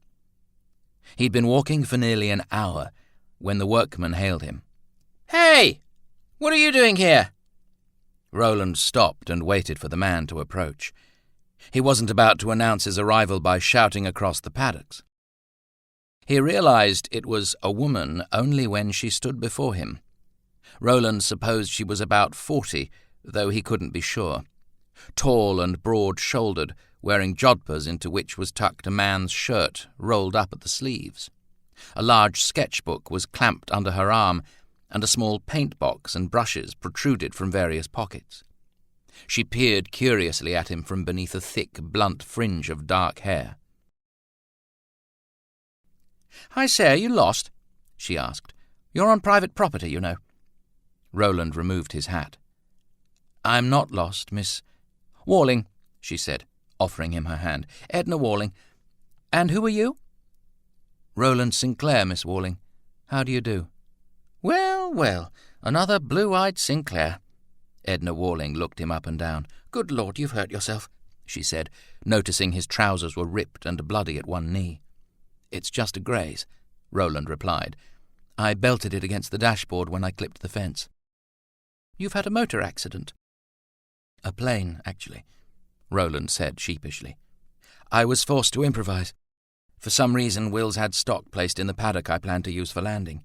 "Oh, that would be my fault, I'm afraid." Walling uncapped the canteen she'd had slung across her body and offered him a drink. "We moved them there when we began draining the dam, so we weren't having to rescue the silly creatures from the mud constantly." Roland realized then with whom he was speaking. "You must be the gardener chap that Arthur retained," he said, smiling. She laughed. "In a manner of speaking." "Are you painting?" Roland asked, glancing at the sketchbook. "Just some plans for the grounds." She opened the sketchbook so he could see. Roland dropped his coat and took the book to examine the watercolour more carefully. It was an aerial plan of the grounds at Oakley, though he recognized only Wilfrid's rose gardens and the grand oaks which lined the drive to the house. Edna Walling had taken those bones and added sweeping stone walls and extensive new plantings. The plans she had created in detailed watercolour were of themselves beautiful, fluid and balanced with an innate sense of space and light. They conjured the garden she'd designed. Roland was spellbound. At Walling's invitation, he turned the page to view the plans for the dam paddock. The small dam was gone in this second watercolour, replaced by a cobble-edged pond surrounded by terraced gardens. "Why, these are magnificent," Roland said. "Has Will seen them?" "If you mean Mr. Wilfrid Sinclair, yes, of course. We've already started work draining the old dam." Roland remembered the gun. "You found the revolver?" "Yes. It was quite the surprise. I took it to Mr. Sinclair and he called the police." "Will?" Roland's eyes narrowed. "No, the other Mr. Sinclair." "I see." "I should let you get on," Walling said, taking back her sketchbook. "I expect they're wondering why you haven't turned up at the house." This ends CD 1. CD 2. Chapter 5. A Little Nonsense. "Honest labourer. These barbed wire fences beat no good," said the farm labourer. "I wouldn't have one of 'em on my place if I had my way." "Why not?" inquired the stranger. "They're cheap and strong and keep cattle in better than anything else." "That may be, sir," replied the rustic, "but a man can't sit down to rest on 'em." Molong Express, 1938. The old housekeeper threw open the door, Every part of her plump person seemed to beam. Roland forgot he was on the threshold of his brother's house, where propriety was paramount and a certain reserve preferred, and he embraced her warmly, wholeheartedly. She clasped his face, delighted. "Mr. Roland, now don't you look a sight? My goodness, what have you done to yourself?" "It's just a scrape, Mrs. Kendall." "You boys tearing headlong about the place as if the world was on fire. It's a wonder you don't do yourself serious harm." Roland allowed her to fuss over him, as she always had. Though she at least allowed him the title of Mr., Alice Kendall had somehow missed that he was no longer 12 years old, smoothing and chiding him as if he were a child, promising to bake him a special batch of shortbread that very same afternoon. Still, her unrestrained motherly welcome reminded him that Oakley had once been his home. "Uncle Rowley!" Ernest Sinclair came hurtling down the grand staircase. He stopped abruptly and raised his small fists. "Put up your dukes!" "Ernest Aubrey Sinclair." Kate descended the stairs more slowly behind him. "Is that any way to speak to, let alone to greet, your uncle?" Roland laughed, dropping gingerly onto his uninjured knee to move Ernest's fists a touch higher and adjust his stance. He'd been teaching his nephew the basics of boxing. Ernest, in his way, applied himself to the sport with solemn diligence. "That's better," Roland said when he was satisfied with Ernest's fighting posture. "You don't want to overbalance when you swing." Ernest thus sorted, Roland stood to greet his sister-in-law. "Hello, Kate. You look well." The swell, which had first become noticeable on Kate Sinclair's slim frame as they were all sailing home from Britain, had become much more pronounced in the 2 months since they'd returned. "Did you have a good flight? We were expecting you earlier, Rowley," she said as he kissed her cheek. "Will thought you might have lost your way." "Not quite," Roland replied. Kate turned to her son. "Ernie, darling, if you've quite finished challenging your uncle to fisticuffs, perhaps you might accompany him into the library to see Daddy, while Mrs. Kendall and I see about luncheon. Is that your bag, Rowley? Just leave it here. I'll have one of the maids attend to it." Ernest took Roland's hand, pulling him gently but insistently into the hallway. "Rowley." Will was seated on the studded Chesterfield. He grounded his cigarette into the ashtray of the chrome stand beside him and stood. "We were wondering what had become of you." Roland shook his brother's hand, explaining quickly why he'd been delayed. Wilfrid frowned. "Sheep? Lord knows what that Walling woman is up to now. We'll be lucky if we have any paddocks left for the bloody stock." "Actually, I ran into Miss Walling on the walk up to the house," Roland said. "I must confess I thought her plans rather splendid." Wilfrid sighed. Yes, she does seem to know what she's doing," he said vaguely. "Kate's idea, you know. Apparently this Miss Walling has a popular column in some publication called Home Beautiful. McNair is beside himself. I've had to intervene to prevent him digging trenches to defend the flaming vegetable garden." Roland smiled as his brother mentioned the intemperate one-armed gardener. Having seen service on the Western Front with Wilfrid Sinclair, McNair had returned more than just physically damaged. He'd worked at Oakley for the past decade, obsessively planting potatoes and pumpkins on every unattended square of ground. Wilfrid paused to send Ernest off to play. "It was Miss Walling who found Father's gun," he said when they were alone. Roland nodded. "She did mention that. And then Arthur called in the police." "Naturally." Roland rubbed the back of his neck. "God, I thought this was finished 13 years ago, Will." Wilfrid gripped his brother's shoulder. "You mustn't worry, Rowley. I'll handle it." "I say, Wilfrid. Oh, hello." A gentleman of about Wilfrid's vintage strode into the library before Roland could reply. He was, in fact, quite like Wilfrid physically. His fair hair was slicked sharply back, and his tie sat perfectly against a starched white shirt, and behind wire-rimmed spectacles his eyes were the same dark, distinct blue that seemed to mark all Sinclair males. He had a similar upright neatness about his person to Wilfrid Sinclair, but his smile was more boyish, broad, and uncontained. "Well, well, Cousin Roland," he said, extending his hand. "I haven't seen you since you were in knee pants. Good Lord, look at you." He glanced up pointedly at Roland's height. "They obviously had you on better pasture than Wilfrid and me, and the spitting image of poor Aubrey. It's uncanny." "They were always quite alike," Wilfrid agreed. "Hello, Arthur." Roland regarded curiously the cousin whose story had become a precautionary tale in Sinclair family folklore. Arthur Sinclair had only recently come back into the Sinclair fold after being disinherited before the war for what Wilfrid called an inappropriate association. It may have been that Edward Sinclair, Arthur's father, had not intended to permanently cut off his only child. Previous generations of Sinclairs had often used disinheritance to control their sons.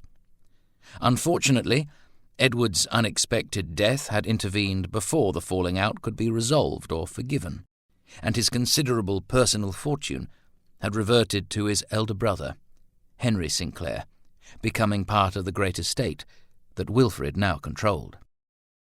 Roland expected that Arthur's current residency at Oakley was Wilfrid's way of compensating their cousin for the harshness of their fathers and the anomalies of the succession. "Young Ernest said he saw your biplane over an hour ago," Arthur continued.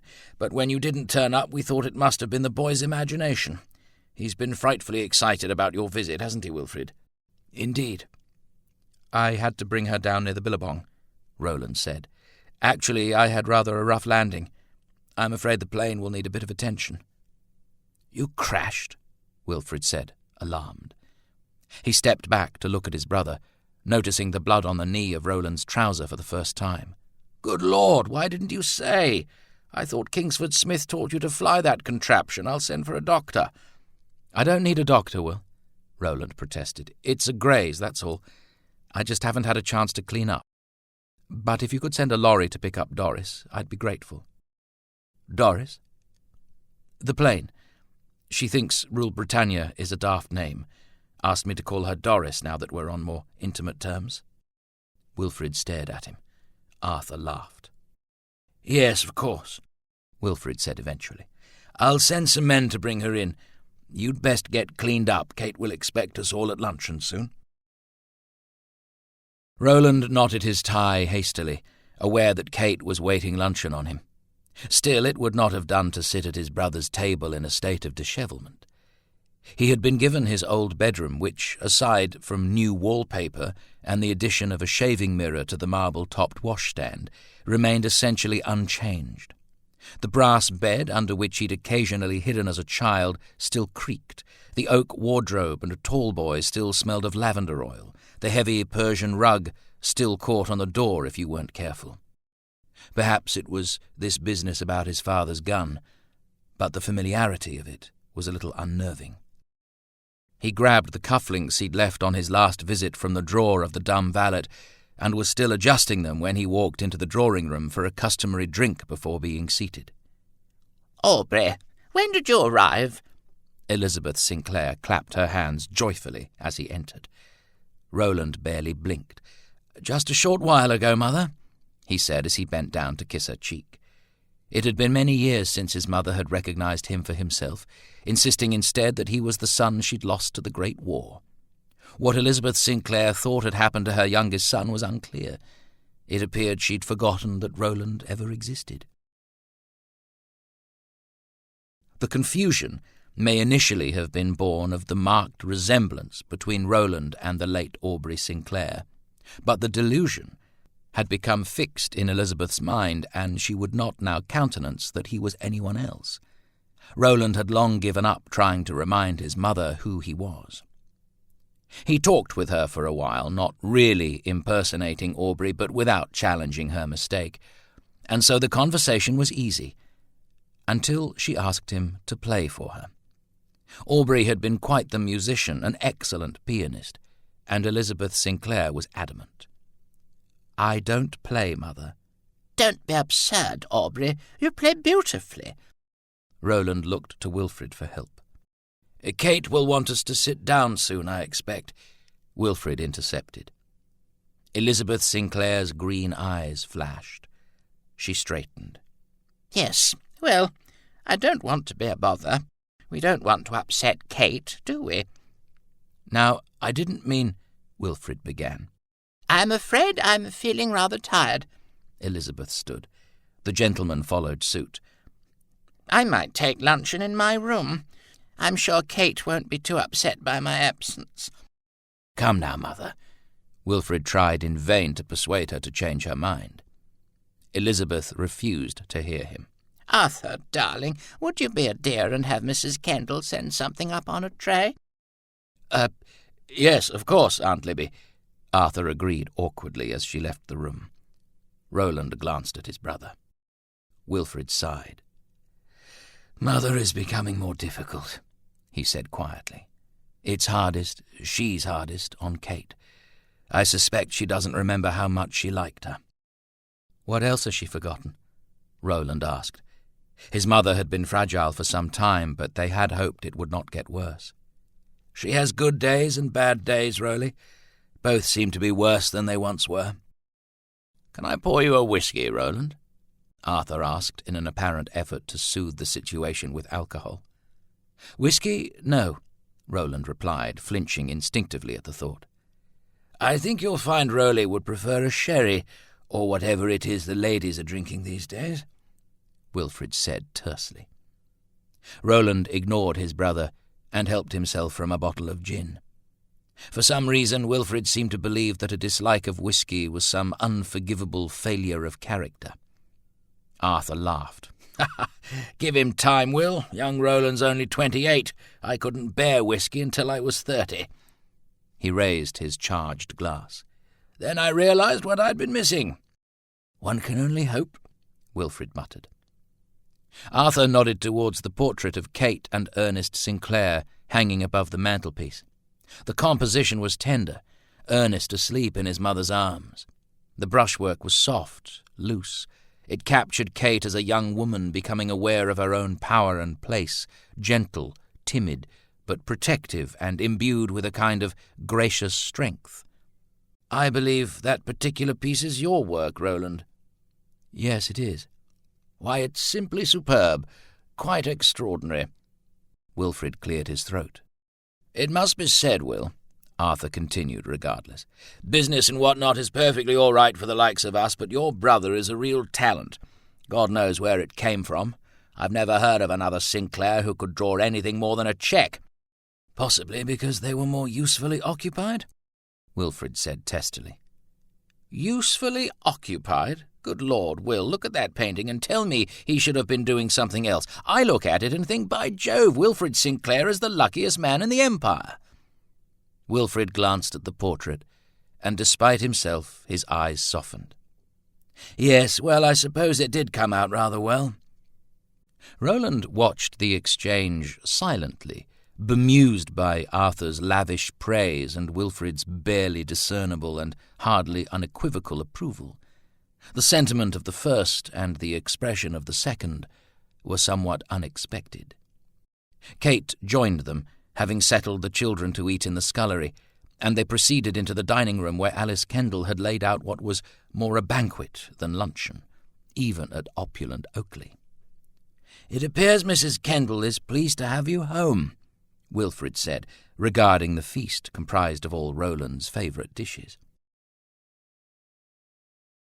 Over the meal, which on account of its abundance was necessarily a long one, Roland became reacquainted with Arthur Sinclair, who had been excluded from the Sinclair family over 20 years before. It appeared that his cousin had sought his fortune abroad, with just enough connections remaining to secure a position articled to a solicitor. The war had intervened, and Arthur Sinclair had joined the British Army, and distinguished himself in France. He had returned to complete his clerkship, and had in time established a successful practice of his own in London, returning to Australia just the year before, and settling in Melbourne. It was rather fortunate that Arthur was able to keep an eye on the place while we were both abroad, Wilfrid said, frowning. Roland glanced guiltily at Kate, guessing that Wilfrid was referring more to their mother than Oakley. Wilfrid, and therefore his wife, had always taken responsibility for Elizabeth Sinclair, managing her frailty in a manner that kept her condition from public knowledge and maintained her dignity. Despite this, Kate still seemed manifestly frightened of her mother-in-law, and, on occasion, Elizabeth Sinclair forgot that she was no longer mistress of Oakley. In the past, any potential conflict had been tempered, if not completely avoided, by Elizabeth's genuine fondness for Kate. Now Roland wondered if that had changed. He was aware that by refusing to live on the property he had effectively abdicated shouldering much of the strain involved with his mother's condition. Perhaps he should take her back to Woodlands with him, for a while at least. Tentatively, he suggested it. Wilfrid rolled his eyes. "For pity's sake, Rowley, do you propose to have our mother live with you and your idle communist friends? I suspect seeing for herself what you've done to her house would be one tragedy too far." Kate was quiet. "I'm sure I could—" Roland began. "Don't be ridiculous. Mother doesn't even remember who you are, not to mention the fact that you run Woodlands in a manner that is hardly appropriate for the residence of a lady." "Will," Kate touched her husband's arm, startled by the harsh frankness of his words. Roland said nothing, seething. "You know," Arthur Sinclair interrupted the tension, "I would be very pleased to have Aunt Libby stay with me whenever she needs a change of scenery." He waited while one of the maids took his plate. "We do rub along rather well, and it won't be far away." Roland's face was unreadable. It was true that while his mother had forgotten him, she remembered fondly her nephew by marriage who had been cut out of their lives 2 decades ago, a stinging irony he was trying valiantly not to hold against Arthur. "If you'll excuse me, gentlemen, I might go and check on the children," Kate said. "Yes, of course." Wilfrid stood to pull out her chair. "Kate seems a trifle quiet," Arthur whispered as they watched her go. Wilfrid nodded. "I suspect she finds Yass a little dull and lonely after the excitement of our time abroad." He lit a cigarette. "I've organized a small surprise, which should cheer her up." "You, cousin, are a prince among men." Arthur rose from the table. "I have some business in Yass, so I might leave you chaps to it. Will, do you mind if I—" "Not at all. Take the Continental," Wilfrid replied. There were several Rolls-Royce limousines garaged in the Oakley stables. The Phantom II Continental was Wilfrid's particular favourite. When Arthur too had departed, Wilfrid took Roland into his study. Clearly there was much on his mind. Roland assumed the seat his brother offered him and watched as Wilfrid paced. He was feeling restless himself, but they couldn't both pace without risk of collision. "Look, Rowley, I expect that by now the police will have realized this new investigation into Father's death is futile, but if they haven't, I think we should be crystal clear about what happened." "I see," Roland said. He clenched a fist in his hair, his face unguarded for the first time. He was worried. "Just tell me what you want me to say, Will." Wilfrid sat. He fixed his eyes on Roland's. "You were in bed when you heard the gunshot. You did not leave your room until I came to tell you there had been a break-in and that Father had been shot and killed." "Is that all?" "Yes. I'll deal with the rest of it." Roland nodded. "Very well." "I don't want you to worry, Roland. I'll take care of this. Just keep your head." Chapter 6. Golf Hints. Art of Putting, Useful Practice by S.R. Howard.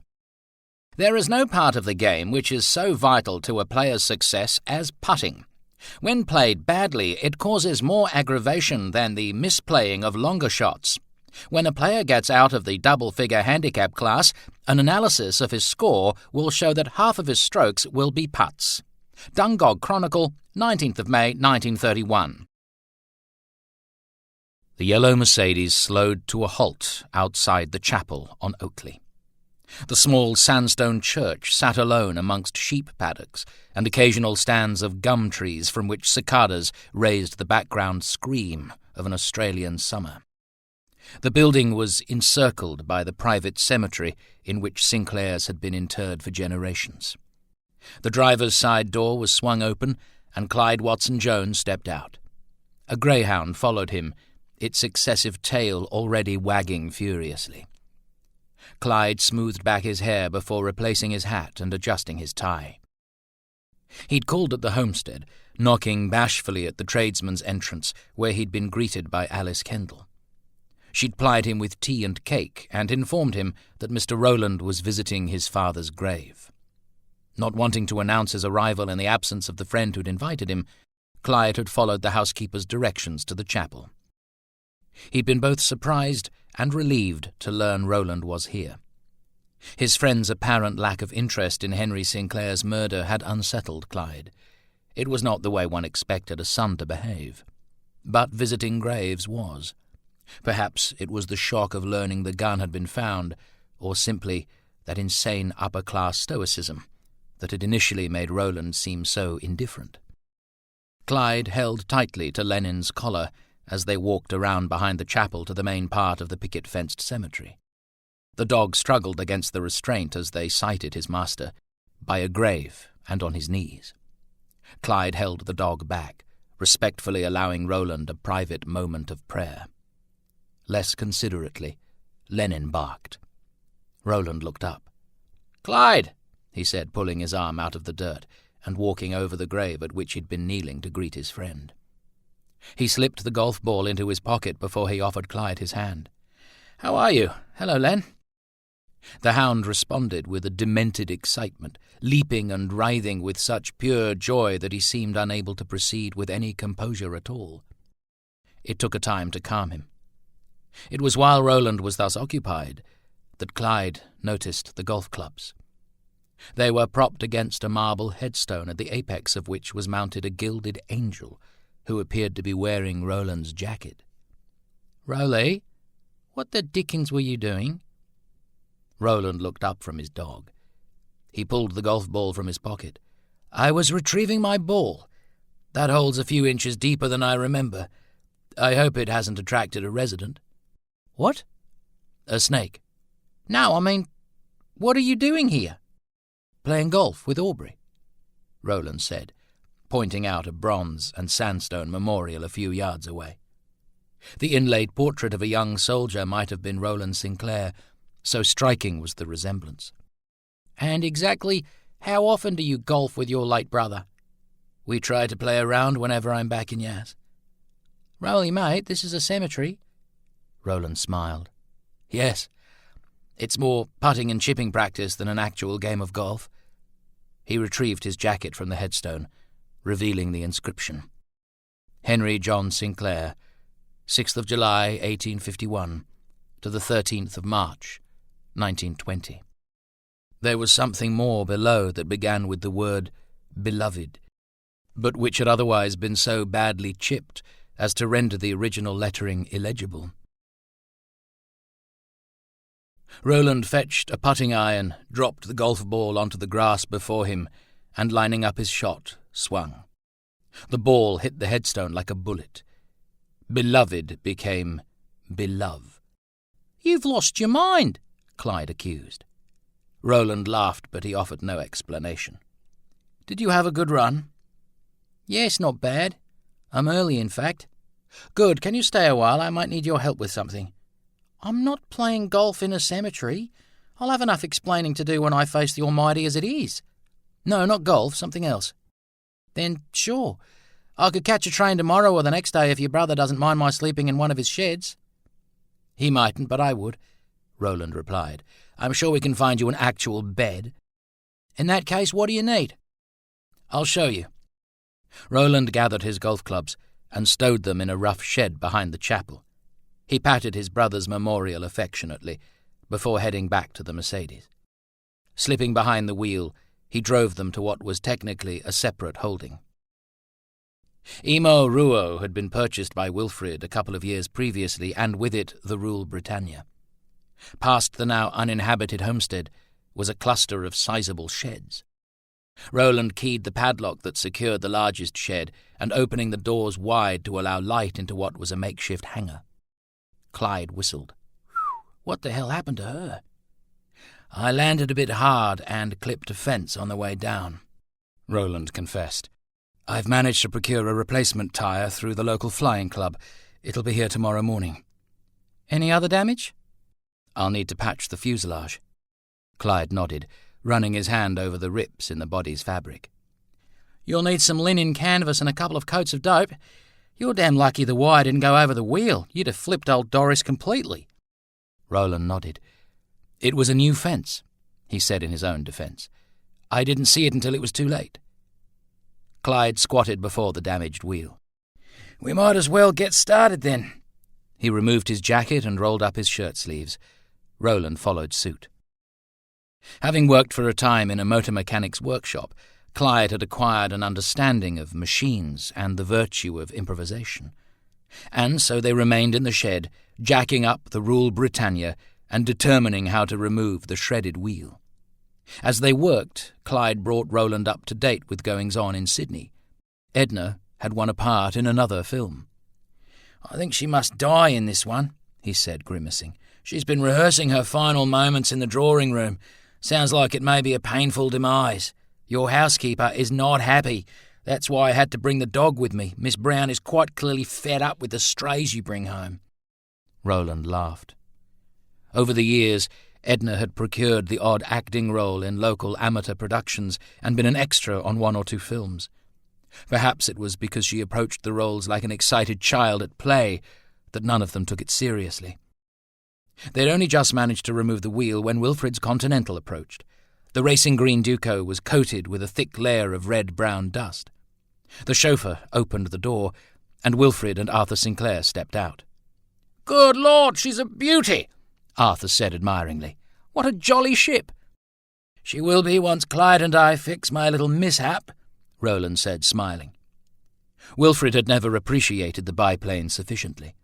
It pleased Roland that Arthur at least could give the aircraft her due. And what are you gentlemen doing out here? We've stopped in to see what you are up to, on our way to the house, Wilfrid said. I thought Arthur might like to take over the Emo Ruo homestead since he plans to stay on in Yaz. As long as you don't have any objections, Roland, Arthur added hastily. Wilfrid assures me that you have no intention of taking over the place yourself, but if you've changed your mind... God, no. Roland glanced at Wilfrid, more disconcerted by the fact that his brother had not mentioned that he planned to offer Arthur a house on what was now the greater Sinclair property than by the offer itself.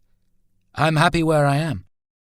While Clyde showed Arthur what they were doing to repair the biplane, Wilfrid took the opportunity to pull Roland aside.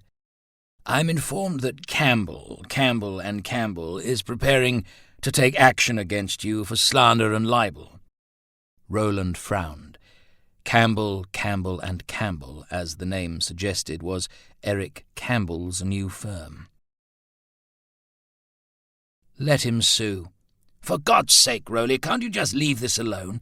Campbell's centre party will amount to nothing. You're making yourself a target for no reason at all. But what if it doesn't amount to nothing, Will? Roland asked, shaking his head. Wilfrid looked at him thoughtfully. I know you're still smarting after what happened in Germany, but there are better ways of taking a stand against him, Rowley. All you're doing at the moment is inviting the new guard to silence you one way or another. I'm not afraid of those. This is not the time to call out all your enemies. Wilfrid stopped as Clyde and Arthur emerged from the shed. We'll talk about this later. At least you can't get into any more trouble while you're here. Roland could hear the bubbling chatter of his nephews as he came down the stairs. They were in the conservatory with Clyde, who was telling them some kind of country yarn, spinning it out with amusing voices and imitations. His tale was consequently interrupted by Ernest's giggles and questions and exclamations of thrilled horror. Ewan, who was only 18 months old, babbled and clapped with equivalent enthusiasm. Roland smiled. Clyde had a way with children. He expected that his fellow artist would be the first of them to settle down, and do that for which his long-suffering Catholic mother prayed. He knew that Clyde's sweetheart, a young woman by the name of Rosalina Martinelli, was of the same mind, though Clyde himself was in less of a hurry. Indeed, Clyde had been playing a game of matrimonial duck and weave since they'd returned from abroad. They'd come in only a short while earlier to clean up and dress for dinner. Roland's trunk had by then been collected from the Mercedes, taken up to his room and unpacked. Kate had welcomed Clyde to Oakley and ensured he was comfortably accommodated in one of its many guest rooms. They were dining formally that evening. Roland's dinner suit had, of course, been in the trunk Clyde had delivered with the Mercedes.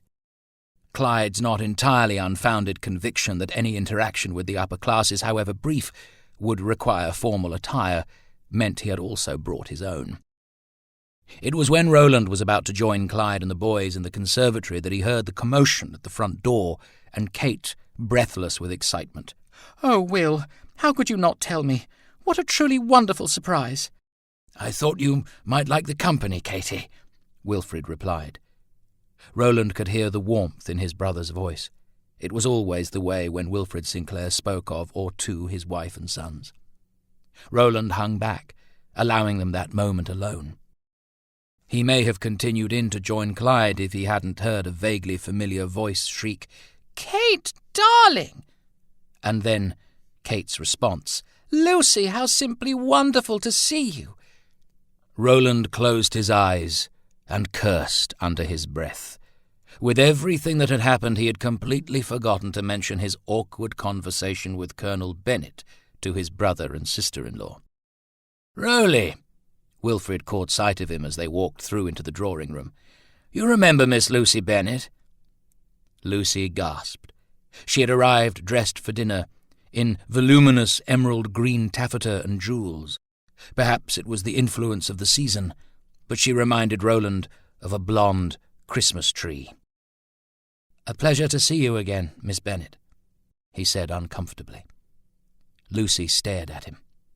Some moments later it seemed she might speak, but instead her eyes brimmed with tears, and she pushed past Roland to run up the stairs in quite obvious distress. Dumbfounded, Wilfrid and Kate watched her go. Oh dear," Kate said eventually.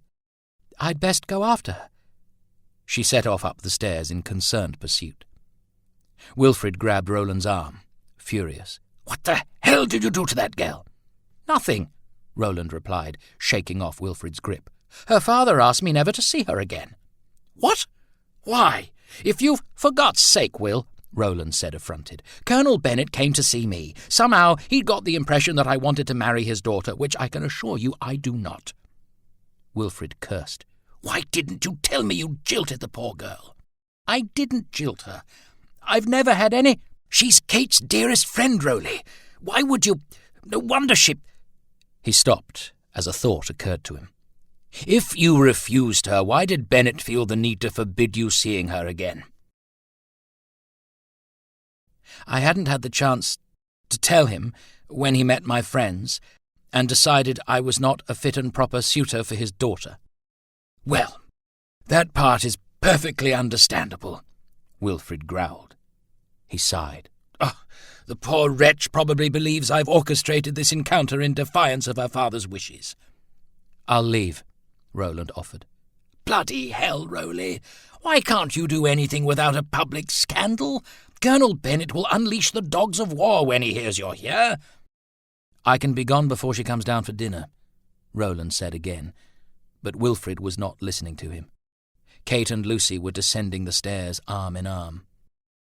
"Gentlemen, you must forgive me," Lucy said when they'd come down. "It's been a frightful trip. I'm afraid I was tired and overwrought. You must think me terribly silly, Mr. Sinclair." "It's wonderful to have Rowley and Lucy visiting at the same time, don't you think, Will?" Kate's enthusiasm was distinctly forced. "The four of us will make such a jolly party." Wilfrid cleared his throat, glaring at Roland. "Don't forget Arthur, my dear." "Or Clyde," Roland added. "Indeed, I might just go and tell him that we'll be going in for dinner," he said, taking the opportunity to retreat, for a while at least. "What would you like done with the boys, Kate?" "Oh, I'd better have them taken up to the nursery, Kate replied. Nanny de Waring will have their supper waiting. Clyde and I will do that, Roland volunteered, already on his way to the conservatory. It'll give you and Miss Bennet a chance to get reacquainted. Chapter 7. The Home Circle. A sign of true love. Rarely, indeed almost never, is it of any use for a man to ask advice as to how he shall manage a proposal of marriage to the woman of his choice. Books of etiquette, with formulas for every occasion, counsel from obliging and deeply interested friends, however experienced, alike are of little or no avail to him who lacks a tongue.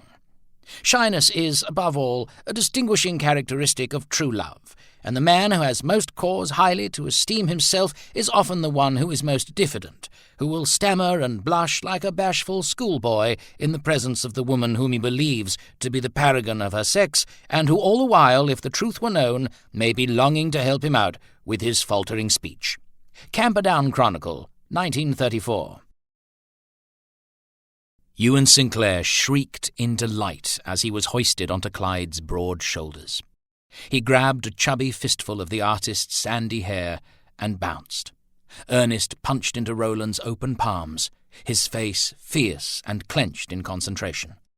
"Good show, Ernie," Roland said, as his nephew managed a jab without closing his eyes. "What did I tell you? Your aim's rather better when you can see." Ernest nodded thoughtfully. "Come on then, Sonny Jim." Roland got up off his knees. "Your supper's waiting and Clyde and I have to go in to dinner." "Are you going to marry Aunt Lucy?" Ernest blurted. Roland was startled enough to answer bluntly, "No." "Oh, are you sure, Uncle Rowley?" Ernest's small brow furrowed with concern. "Aunt Lucy is very suitable." Clyde smothered a snigger. Roland stared at his nephew, wondering what adult conversations the boy might have overheard. "I'm sure she is, Ernie, but I'm afraid that I'm not." Ernest nodded solemnly. "Oh, I see." He took Roland's hand. "Will you tell Nanny de Waring that you kept us playing so she won't be cross?" "That I can do." "And that we needn't go to bed straight after supper?" "That might be trickier." Roland grabbed Ernest and slung the boy over his shoulder. "When did you become such a scamp?" he asked, as Ernest writhed and squealed. And so the younger Sinclairs were delivered somewhat raucously to the sanctuary of the nursery, so that the adults could go about the business of dinner. Kate's other dinner guests had arrived by the time Roland and Clyde made their way down. Kate had, like any good hostess, attempted to alleviate the gender imbalance by inviting Miss Edna Walling to join them. Lucy's surprise arrival had happily evened the numbers exactly, so now each lady had a gentleman to escort her into the dining-room. The seating arrangements placed Roland between Lucy Bennet and Edna Walling. Resigned now to an awkward evening, he just hoped for the best. Clyde took his place on the other side of the garden designer. The two seemed to find each other good company from the outset. Unlike Roland, Clyde painted landscapes, and so perhaps it was this appreciation of nature that each recognized in the other. It may also have been a certain discomfiture in the rarefied atmosphere of an Oakley dinner party. Sun-bronzed and straight-backed, Edna Walling looked as out of place in the constriction of her fussy lace-trimmed gown as Clyde had always seemed in a dinner suit, however well tailored. In the absence of any protocol on how to proceed, Roland decided to carry on as if he had never spoken with Colonel Bennet. Perhaps Lucy, too, wished to relegate the whole embarrassing incident to the past. After all, it was quite possible that her overzealous father had acted of his own accord. Lucy's behaviour did, in fact, reassure him on this account. She was as cheerfully vacuous as ever. She asked about his time abroad, inquiring after fashions and acquaintances she'd made during her own season in London, and extolling over Kate Sinclair's presentation at court. Of course, nobody mentioned the murders. They were, after all, at dinner. Elizabeth Sinclair was also her best self this night, the charming hostess who had once claimed a place at the pinnacle of gracious society. Roland had vague memories of his mother thus when he'd been very young, long before the war, when his brother and father had been alive. Wilfrid expertly managed the conversation so that her inescapable frailty, her inability to acknowledge Roland with anything but Aubrey's name and Aubrey's life, was barely noticed. As the main course was being cleared, Elizabeth Sinclair bid them all good night. "Late nights and Mrs. Kendall's desserts are best enjoyed by the young," she said, smiling warmly. All the gentlemen stood, volunteering to see her to her rooms. But it was Arthur's arm she chose. "Your mamma seems well tonight, Mr. Sinclair," Lucy said once Elizabeth had left the room. Roland nodded. "She does." He presumed that, despite Wilfrid's efforts, the malady of his mother's memory was something of which Lucy was aware. "She has been rather unwell, I believe." "For quite a while," Roland murmured more to himself than anyone else. "Kate believes that it would be easier if your mamma had another daughter-in-law." "She said that?" "Not exactly, but I know Kate would love nothing more than to have another woman in the family." "I expect she would," Lucy giggled. Roland looked desperately for some way to steer the subject to one less personally threatening. As luck would have it, he overheard a snippet of Clyde's conversation which served the purpose admirably. "A project of this size must be daunting, Miss Walling.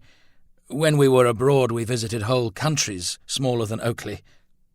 "Fortunately, Mr. Watson-Jones, we are not converting the entire property into garden, just the immediate grounds, which already have excellent bones. I'm just adding a few highlights." "You must have Miss Walling show you her plans, Clyde," Roland interjected. "They're quite splendid." Kate nodded. "I'm very much looking forward to seeing it all in place."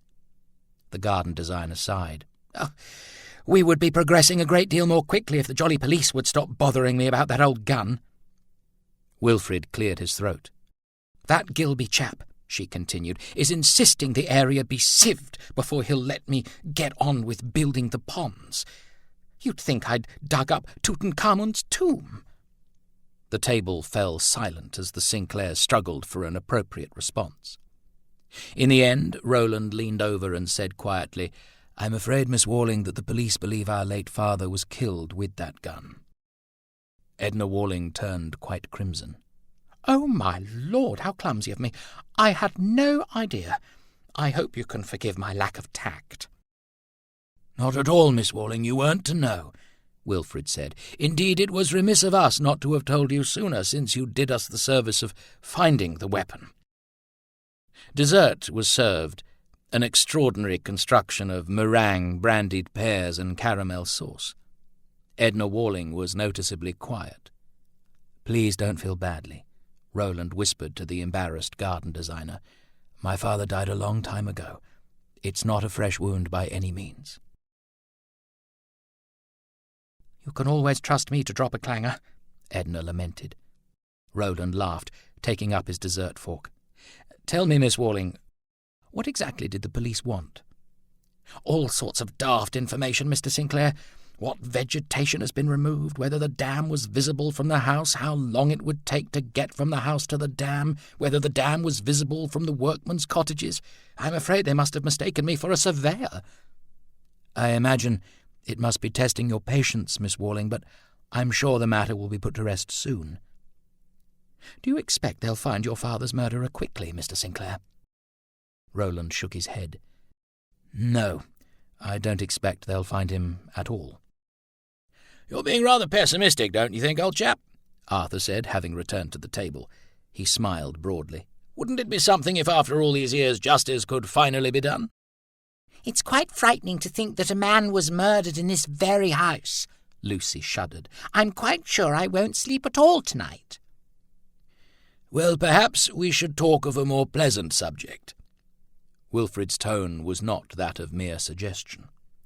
"Oh, yes, let's," Kate said. "Miss Walling, you must tell us more about your work. How exactly does one construct a dry rock wall?" Roland stepped out onto the veranda.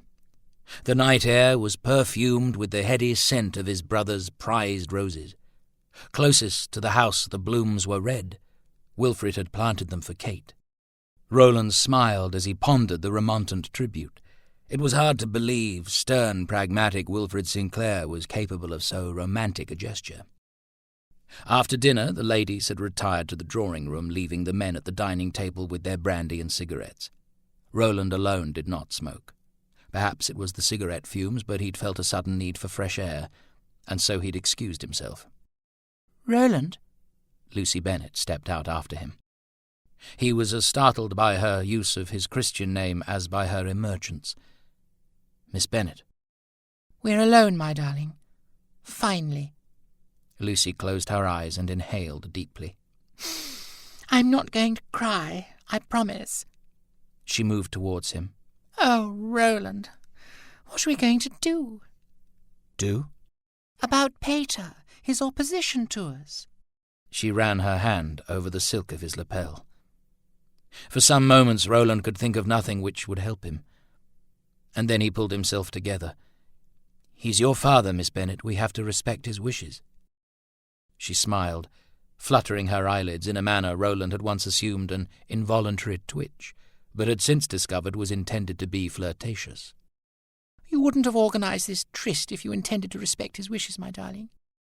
"I can assure you I didn't." "You don't need to deny it, Roland. Knowing you'd defy Pater for us only makes me love you more." A voice from the darkness, a timely intrusion. "Rowley, is that you?" "Clyde," Roland responded, with an unmistakable note of thank God in his voice. "Miss Bennet and I were just taking some air. I say, why don't you join us?" It was not so dark that Roland couldn't see Clyde's grin. "I'd best get back to the ladies before they wonder what has become of me," Lucy said, casting a resentful glance Clyde's way. "Good evening, gentlemen." "Well?" Clyde asked when she was gone. "Miss Bennet seems to believe that it's only her father keeping us apart." "Oh, sorry." Roland leaned back against a veranda post. "She has consequently concluded that the two of us happening to be here at the same time is some sort of illicit tryst." Clyde rubbed his brow. His lips pursed as he tried not to laugh. "So, what are you going to do?" "I'm hoping Will feel honour-bound to inform Colonel Bennet that I'm here." "And if he doesn't?" Roland shrugged. "I'll tell Miss Bennet that I'm Catholic." Roland and Clyde were just setting out to complete the repairs to the Rule Britannia when the telephone call came through. Wilfrid signalled them to wait. "What's wrong?" Roland asked as Wilfrid slammed down the receiver. "Detectives Gilby and Angel are on their way." "Here?" "Yes. They've been dispatched from Sydney to deal with Father's murder." "What do they want? I've already—" "Someone has apparently come forward." "Who? And what the hell have they come forward with?" "I presume we'll know soon enough," Wilfrid replied calmly. Roland cursed. Wilfrid ignored him.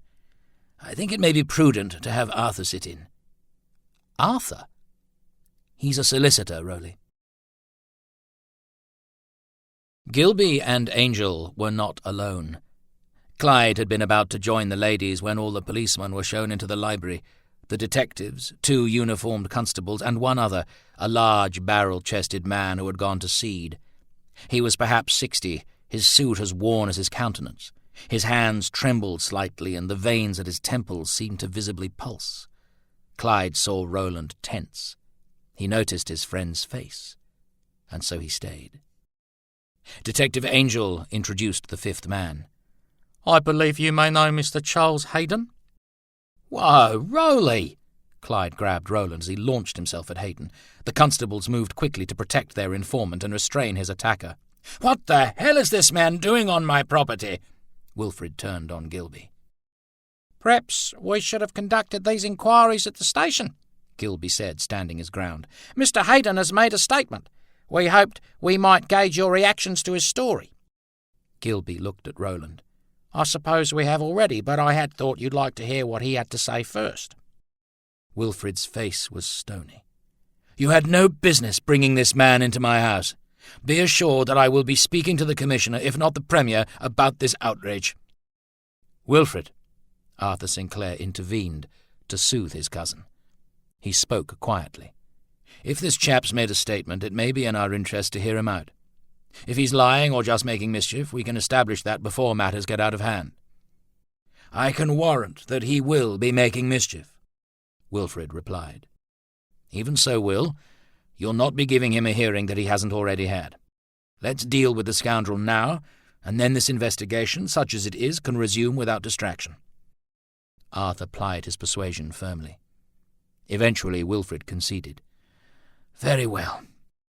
Will, no." There was a palpable dismay in Roland's voice, a wounded rage in his eyes. "Arthur may be right, Rowley," Wilfrid said. "The sooner we deal with this mongrel, the sooner we can dispatch him." He addressed the policeman coldly. "You can unhand my brother now." The constables who held Roland looked to Gilby for his approval. He nodded cautiously. "You should understand, however, Mr. Sinclair, that this man is under the protection of the New South Wales Police Department." He turned to Wilfrid. "Perhaps we should sit down." Wilfrid directed them to the long, polished meeting table which ran parallel to the south wall of the library, and around which, at one time or another, had sat the most powerful men in the country. The Sinclairs sat on one side, the two detectives and Hayden on the other. Unsure of his place in this, but unwilling to leave Roland to it, Clyde remained, standing unobtrusively with the constables. He'd never before seen Roland look quite like this. It wasn't so much anger as unbridled loathing. "Perhaps if Mr. Hayden was to begin by reiterating the statement he gave to Detective Angel last evening." Wilfrid snorted, but otherwise did not object. Hayden fidgeted with the brim of the hat he clutched in his lap. He did not look at Roland. "Could you tell us how you knew the deceased, the late Mr. Henry Sinclair, who died on or about the 13th of March 1920, Mr. Hayden?" Angel prompted. Hayden straightened. He focused on the detective. "I was in the employ of the late Mr. Henry Sinclair for 16 years, as the manager here at Oakley. Mr. Sinclair engaged my services in 1904, before Roland Sinclair was born." "Are we in agreement thus far?" Gilby asked Wilfrid. "Yes." "And what were your duties, Mr. Hayden?" Angel prompted again. Hayden recited a long list of managerial responsibilities, including crop and breeding programs, at pains to point out his contribution, Henry Sinclair's reliance on him, and his loyalty to the family. "And did you have any duties of a more personal nature, Mr. Hayden?" Hayden nodded. "You've got to understand, Henry Sinclair was not a young man. He'd always been strict with his boys, but Master Roland was a lot younger than his brothers, and the boy was a handful." The constables took a precautionary step closer to Roland at this point. "What was it Henry Sinclair required of you in relation to his son?" "This wasn't until after the Great War had started, mind," Hayden said, licking his lips. "Mr. Sinclair would call me in to discipline the boy." "Discipline how?"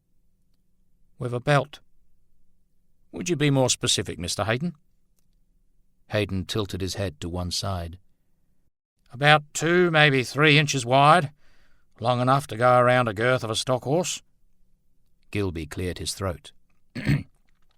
"Could you be more specific about how exactly this arrangement worked?" he corrected. "Oh, Mr. Sinclair would send word that I was needed at the house. I knew what he meant. I'd go to the tack shed and pull a surcingle from one of the stock saddles and then report to Mr. Sinclair's study. The boy would take his shirt off, brace himself against the armchair, and I would give him a thrashing." He looked at Roland.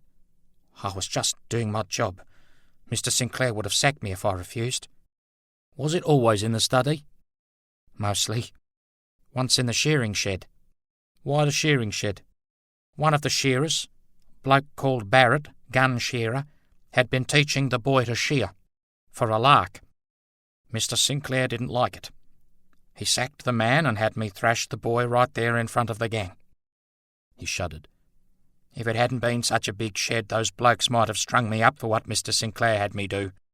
As it was, what happened to the boy reminded them of their place." Clyde was unsure if it was the past injury or the humiliation of having this all aired now that made Roland look so murderously at Hayden. Wilfrid's hand moved to his brother's shoulder, a gesture of solidarity, perhaps restraint. "And what would Henry Sinclair do while you disciplined his son?"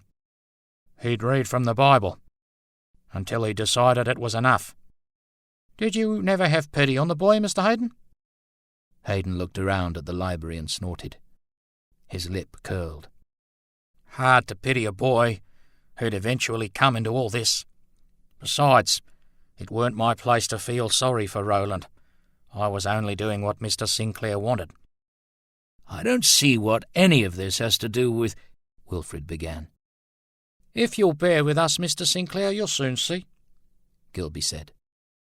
"Did Henry Sinclair call you to his study the evening he died?" "Yes, sir. I'm not sure what the boy had done, but Mr. Sinclair was livid." Hayden twisted the brim of his hat and licked his lips. "He didn't want me to stop. I told him twice that I thought the boy had had enough, but he ordered me to keep going, to keep laying on cut after cut." He rubbed his face. "I was just doing my job." "Can you tell us what happened next, Mr. Hayden?" "I was about to stop no matter what he said I was when Mr. Sinclair, Wilfrid Sinclair, came in." "And what did he do?" "He walked in and belted me fair in the face. Nearly broke my nose. I was just doing my job." "And then?" "He picked up his brother." "Picked up?" "The boy had collapsed. Mr. Sinclair had to help him stand. He was in a pretty bad way. Shaking, crying like a baby." Roland stood. "That's enough." "Please sit down, Mr. Sinclair," Angel said. "You'll want to hear the rest of this." Roland stepped away from the table, seething. Clyde moved to go with him. It was Arthur who reasoned with his cousin. "Let's hear him out, Roland," he said quietly. "We'll deal with him later once we know what exactly it is we're contending with." Roland glanced at Wilfrid, who himself seemed in two minds as to whether to stay or walk out. Slowly Roland resumed his seat. He glared at Hayden until the man met his eye. "You do well to remember, Hayden, that I'm not 15 anymore." The informant cringed. "I must caution you, Mr. Sinclair, that it is a crime to threaten or intimidate a witness," Gilby warned. Roland did not respond, but there was nothing in his face to give Hayden any form of comfort. "Go on, Mr. Hayden," Angel prompted as Hayden quailed. "There was a row. One hell of a row. Mr. Wilfrid wanted me sacked. Threatened to rip off me arm if I ever raised it against his brother again. I won't repeat what he said to his father, but he was bloody disrespectful. Mr. Sinclair said he would cut Mr. Wilfrid off. Mr. Wilfrid said he didn't care. Then Mr. Sinclair said disciplining the boy was his right and duty. He told Mr. Wilfrid to get out. Mr. Wilfrid said he was not going to leave his brother to the mercy of a tyrannical bastard again. I left then. Went home. I always tried not to get involved in the family's falling outs. You know, I was just doing my job." "And then?" There was a vaguely triumphant note to Angel's voice, which heralded the point of Hayden's testimonial. "I report for work the next morning and find that Mr. Sinclair was shot during the night. Mr. Wilfrid tells me he's in charge 5 seconds before he sacks me, hands me my wages and another month's in an envelope, and tells me to take my family and get off the property that day. I thought Henry Sinclair was hard, but Mr. Wilfrid put him in the shade. After he was done, I couldn't get a job anywhere. My wife took the children to live with her people. She never came back. I was just doing my flaming job." For a time there was silence, and then Angel said, "You can see, gentlemen, that this puts a slightly different complexion on the assumption that your father was the victim of some random burglary." Chapter 8. Spare the Rod. Spare the rod and spoil the child, sometimes to his complete undoing. In the absence of the birch behind the door, say some students of criminology, lies the explanation of why so many young hopefuls go wrong and end their days in prison. A writer in the New York Herald quotes Judge Alfred J. Talley of the Court of General Sessions, New York, as saying that there is just one kind of discipline that does work, and that is corporal punishment. Lax parents make boy criminals. Physical punishment has gone out of fashion. Moral suasion has taken the place of a whipping. But what does one of the little fellows care about moral suasion? He would care a good deal about a sound thrashing. Old-fashioned ideas of parental authority should be insisted on, and where it is resisted, I see no better or surer way to enforce it than by judicious corporal punishment. The Register, 1922. So, gentlemen. Gilby pressed his fingertips together. Perhaps you would care to tell us about your movements that night. Wilfrid replied with a kind of ominous calm. Delighted to answer your questions, Detective, but Mr. Hayden can leave. His business is concluded, and I see no reason to suffer his presence any longer.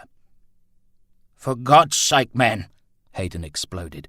It's been nearly 14 years. You've already destroyed me, replaced me with that bloody blue-eyed Jackie, and don't think I don't know why he was elevated above his station. That'd be a fine bloody scandal, wouldn't it? That'll do, Mr. Hayden, Gilby said as both Roland and Wilfrid rose from their seats. I was just doing my job, Hayden whined, cowering as the Sinclair brothers loomed over him. Get off my property, Wilfrid spat. Gilby signalled to one of the constables. Perhaps you could take Mr. Hayden to the car? That's right, get rid of Charlie Hayden. That'd be bloody right. Wilfrid turned his back, refusing to acknowledge him any further. Roland's wrath was barely contained. The constable grabbed Hayden by the arm and took him out. Do you deny any part of Mr. Hayden's account, gentlemen? Angel asked when the door was closed. Wilfrid retook his seat. No. Angel waited for Roland. No. Let's begin with you, Mr. Sinclair. Gilby looked directly at Wilfrid. What did you do immediately after Mr. Hayden left that evening? I took Rowley up to his room and sent for Dr. Oliver. How badly injured was your brother? Angel asked. Badly enough. He was bleeding and confused. Did you stay with him? Yes. Why? For pity's sake. To make sure he was all right, Wilfrid said irritably. Did you believe he was in any further danger? I was determined that he would not be. When did you leave? After Rowley fell asleep. Dr. Oliver had given him something, I expect. And what did you do then, Mr. Sinclair? I telephoned our Uncle Roland, my father's brother. He was Rowley's namesake. I was hoping he might speak to our father.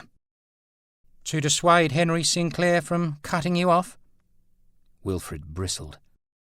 If you knew my father, Detective Gilby, you would know that threats of disinheritance were not unusual. No, I was trying to sort something out for Rowley. He and Uncle Roland were close. I thought, to be honest, I can't recall what exactly I thought. It was over 13 years ago. And what about you, Mr. Sinclair? Gilby said, turning to Roland. Perhaps Mr. Hayden has managed to jog your memory. When last we spoke, you seem to have forgotten rather a lot. Roland's voice was flat. I was in my room, asleep, until Will came in to tell me about the burglary. You didn't hear the gunshot? Not that I can recall. It had been a long day, Detective. I was exhausted. Did you know where your father kept his gun? It was not a secret. Father stowed the guns in the utility room of the pantry. Did you know how to use a gun?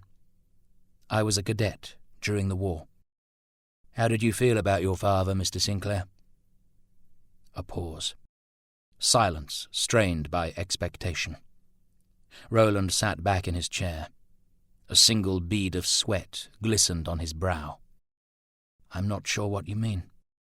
It sounds like your father was very hard on you, Mr. Sinclair. Did you resent him for that? I was 15, Detective. I hated him. It was nearly midday by the time they all emerged from the library. Wilfrid had brought the interview to an abrupt close after Roland's rather too honest declaration. "For the love of God, Rowley," he whispered as they watched the police vehicle pull away. "What possessed you to say that? Can't you see how it looks?" Roland met his brother's eye. "After what that bastard Hayden told them, if I'd said anything else, Will, they would have known I was lying." "Yes, I expect you're right." Wilfrid shook his head. "I should make some calls." "To whom?" "It's been far too long since I had a conversation with the Commissioner of Police, and I think it's time I spoke to our lawyers." "In case this gets ugly." "To make sure it doesn't." "Will." Kate Sinclair came out of the breakfast room into the hallway. She had Ewan in her arms. "Arthur said you'd finished. Have you eaten? I can have Mrs. Kendall prepare something." Wilfrid took Ewan from her. "You shouldn't still be carrying Ewan about, Katie," he said. "You worry too much," she said, dusting some speck off his immaculate lapel. "I'm quite capable of hauling your giant son around." Wilfrid tapped Ewan on the nose.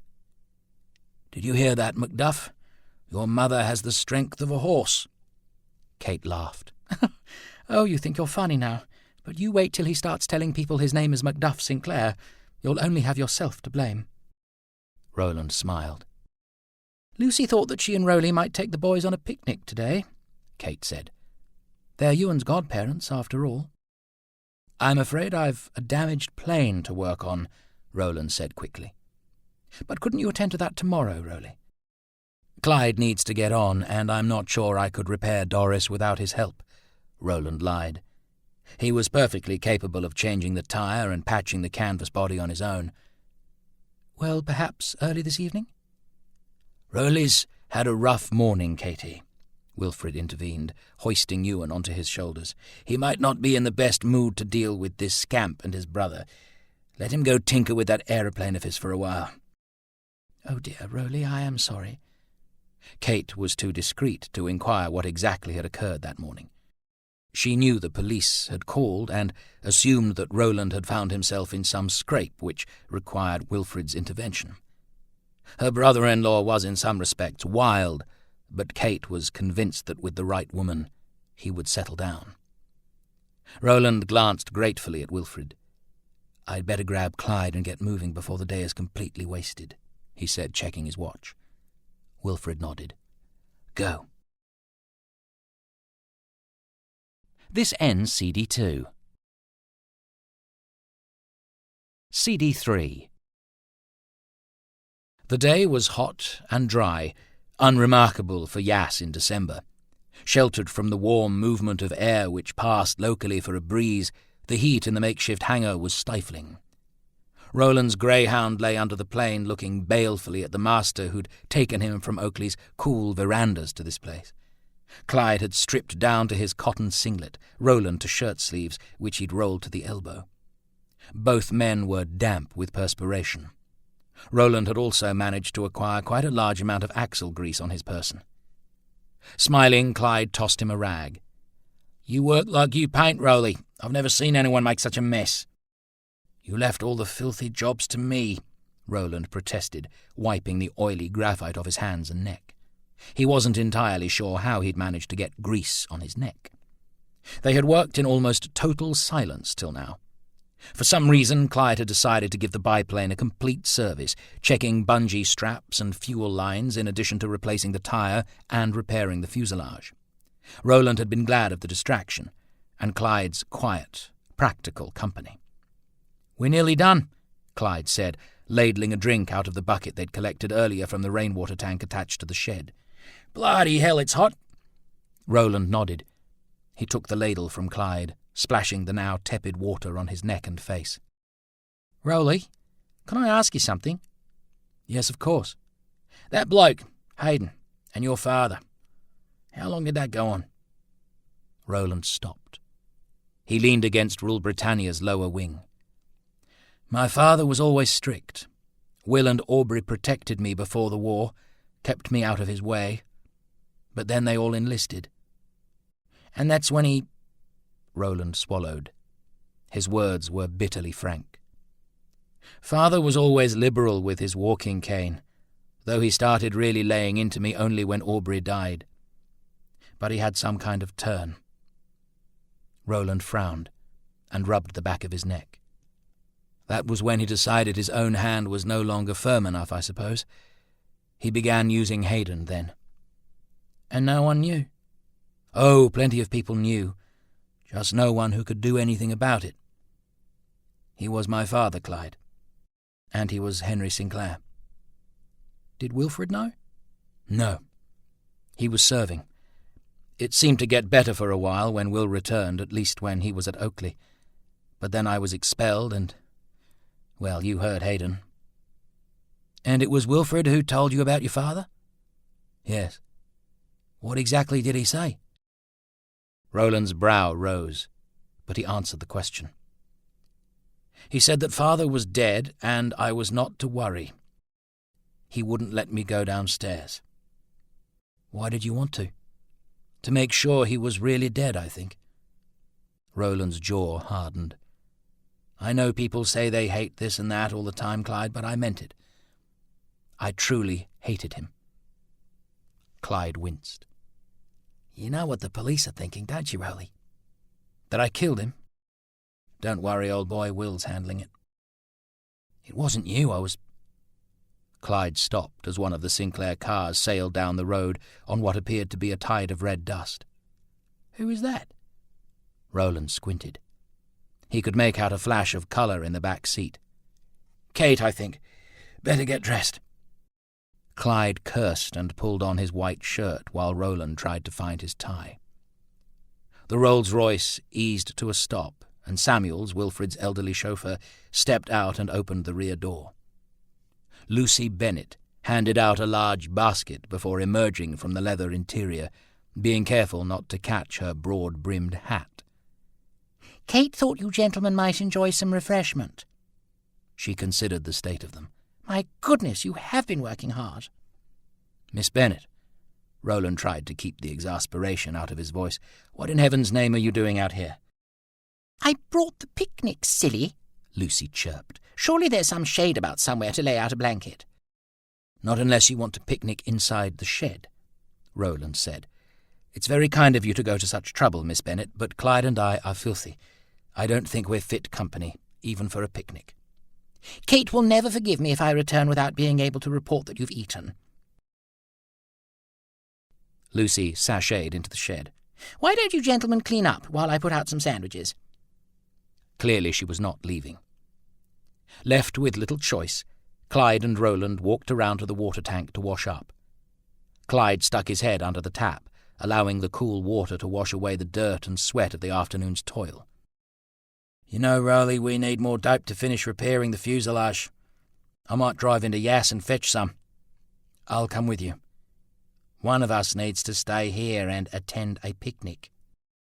Roland groaned. Clyde smiled. "I rather think you need to tell the poor girl the truth. Clearly offending her father wasn't enough. You may just have to risk offending her." "You're probably right." Roland handed Clyde his pocketbook. "Try the stock and station agent. He flies a tiger moth himself." He glanced at the sky. "It'll be dark before you get back, so I suppose I'll see you at the house."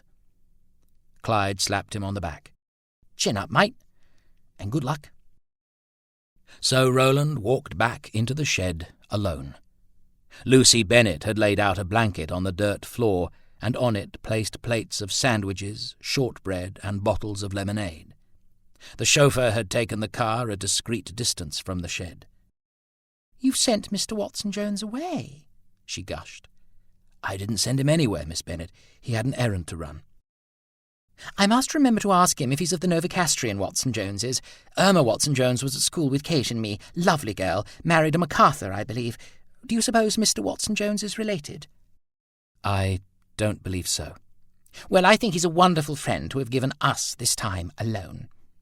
She held out her hand. Come and sit with me, Roland. Roland decided he'd best get straight to the point. He sat, because it did not seem a conversation one should have while standing over a lady. "Miss Bennet, I'm afraid there's been a terrible misunderstanding." I'll say there has. Peter is convinced you're some kind of communist pornographer. Pornographer? Roland was startled. He called me a pornographer. A communist one, she said indignantly. Your paintings, darling. Peter can be very old-fashioned. Perhaps if you were to paint landscapes or real life? I'm afraid I don't paint trees. Or fruit. Lucy pouted. Her voice became childishly coy. But couldn't you try for me, for us, just for a teensy whittle while, please, Wooly? Roland blinked. Why the hell was she speaking like that? He shook his head in horror at both the request and the manner in which it was made. No. She sighed. Oh, darling, I'm so mad for you that I don't care that you're so dreadfully stubborn. She inched closer. Her breath came quickly as she gazed up into his face. You know, I believe I shall have my bridesmaids wear the same blue as your eyes. Roland looked away. Of course, Lucy's apparent obsession with him was about creating a matched set to coordinate with Kate, the bridal party, and quite possibly the curtains. She was probably planning blue curtains. Miss Bennet, I'm afraid your father may be operating under a misimpression. I know, darling. I've tried to talk to him, told him we absolutely love each other to bits. I've cried, sworn I won't eat till I starve to death, but he's adamant you're a scoundrel. Miss Bennet, when your father called, I had no intention of asking for your hand. Oh, my darling, I've always known you were impulsive, she said, turning suddenly to clasp her hands behind his neck. Wonderfully, romantically impulsive. Roland cracked. For pity's sake, Miss Bennet, I am trying to say I am not, and never have been, in love with you. Lucy Bennet reacted as if he'd struck her. She recoiled, wide-eyed and shaking. But that's not true, she whispered, pleaded. I assure you it is, he replied, but gently. Lucy became strangely rigid as her hopes finally gave way. Silent tears cut a channel through the carefully applied layer of face powder on her cheeks. Roland offered her his handkerchief.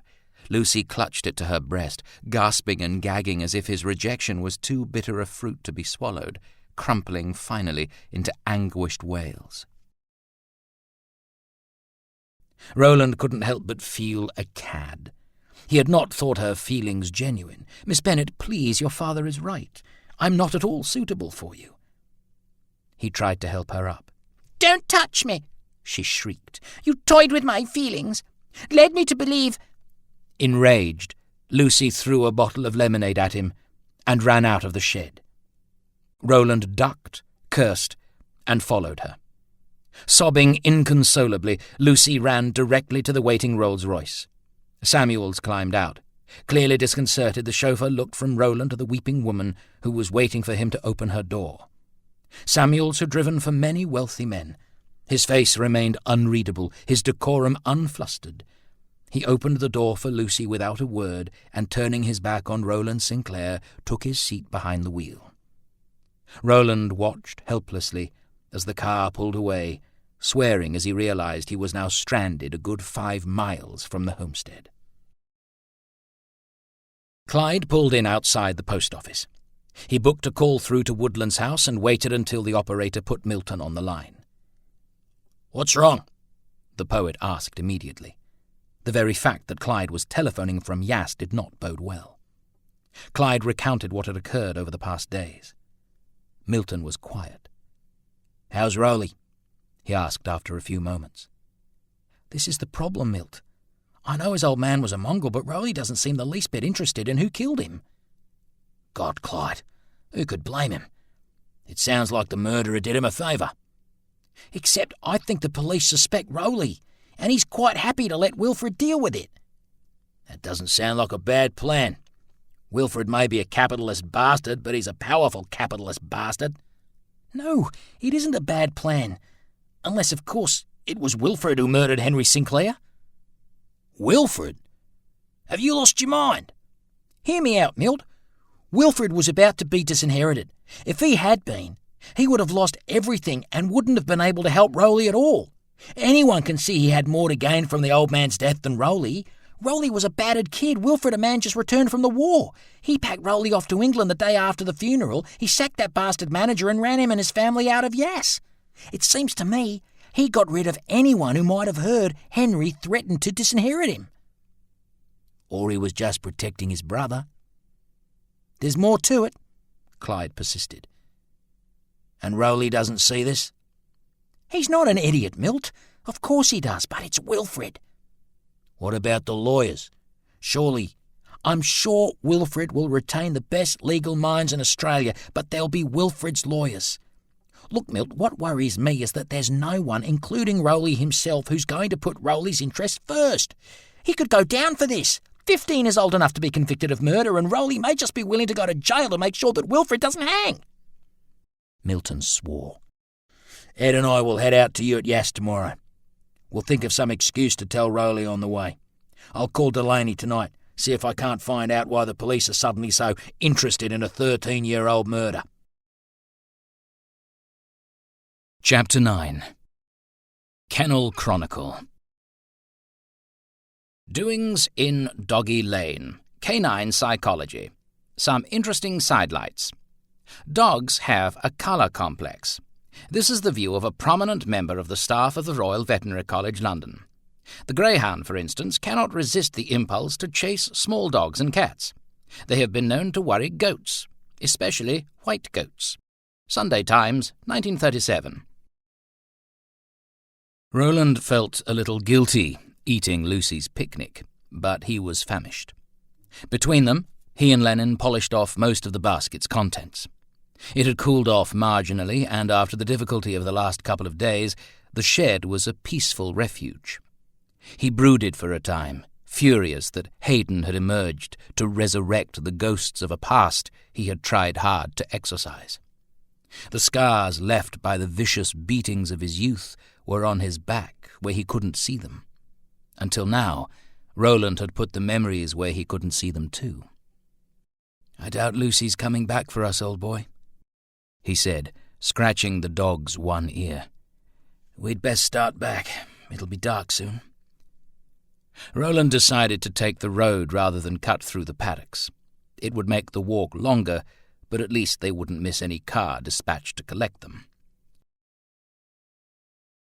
He found a rope, a makeshift lead to prevent Lenin tearing after every rabbit they came across, and man and dog set off. Once the sun set, the evening became quite pleasant. There was no moon, but the stars were many and spectacular. One of those vistas that Roland had always thought unpaintable. Lenin padded along quite happily for about a mile, straining against the rope at every movement in the grass.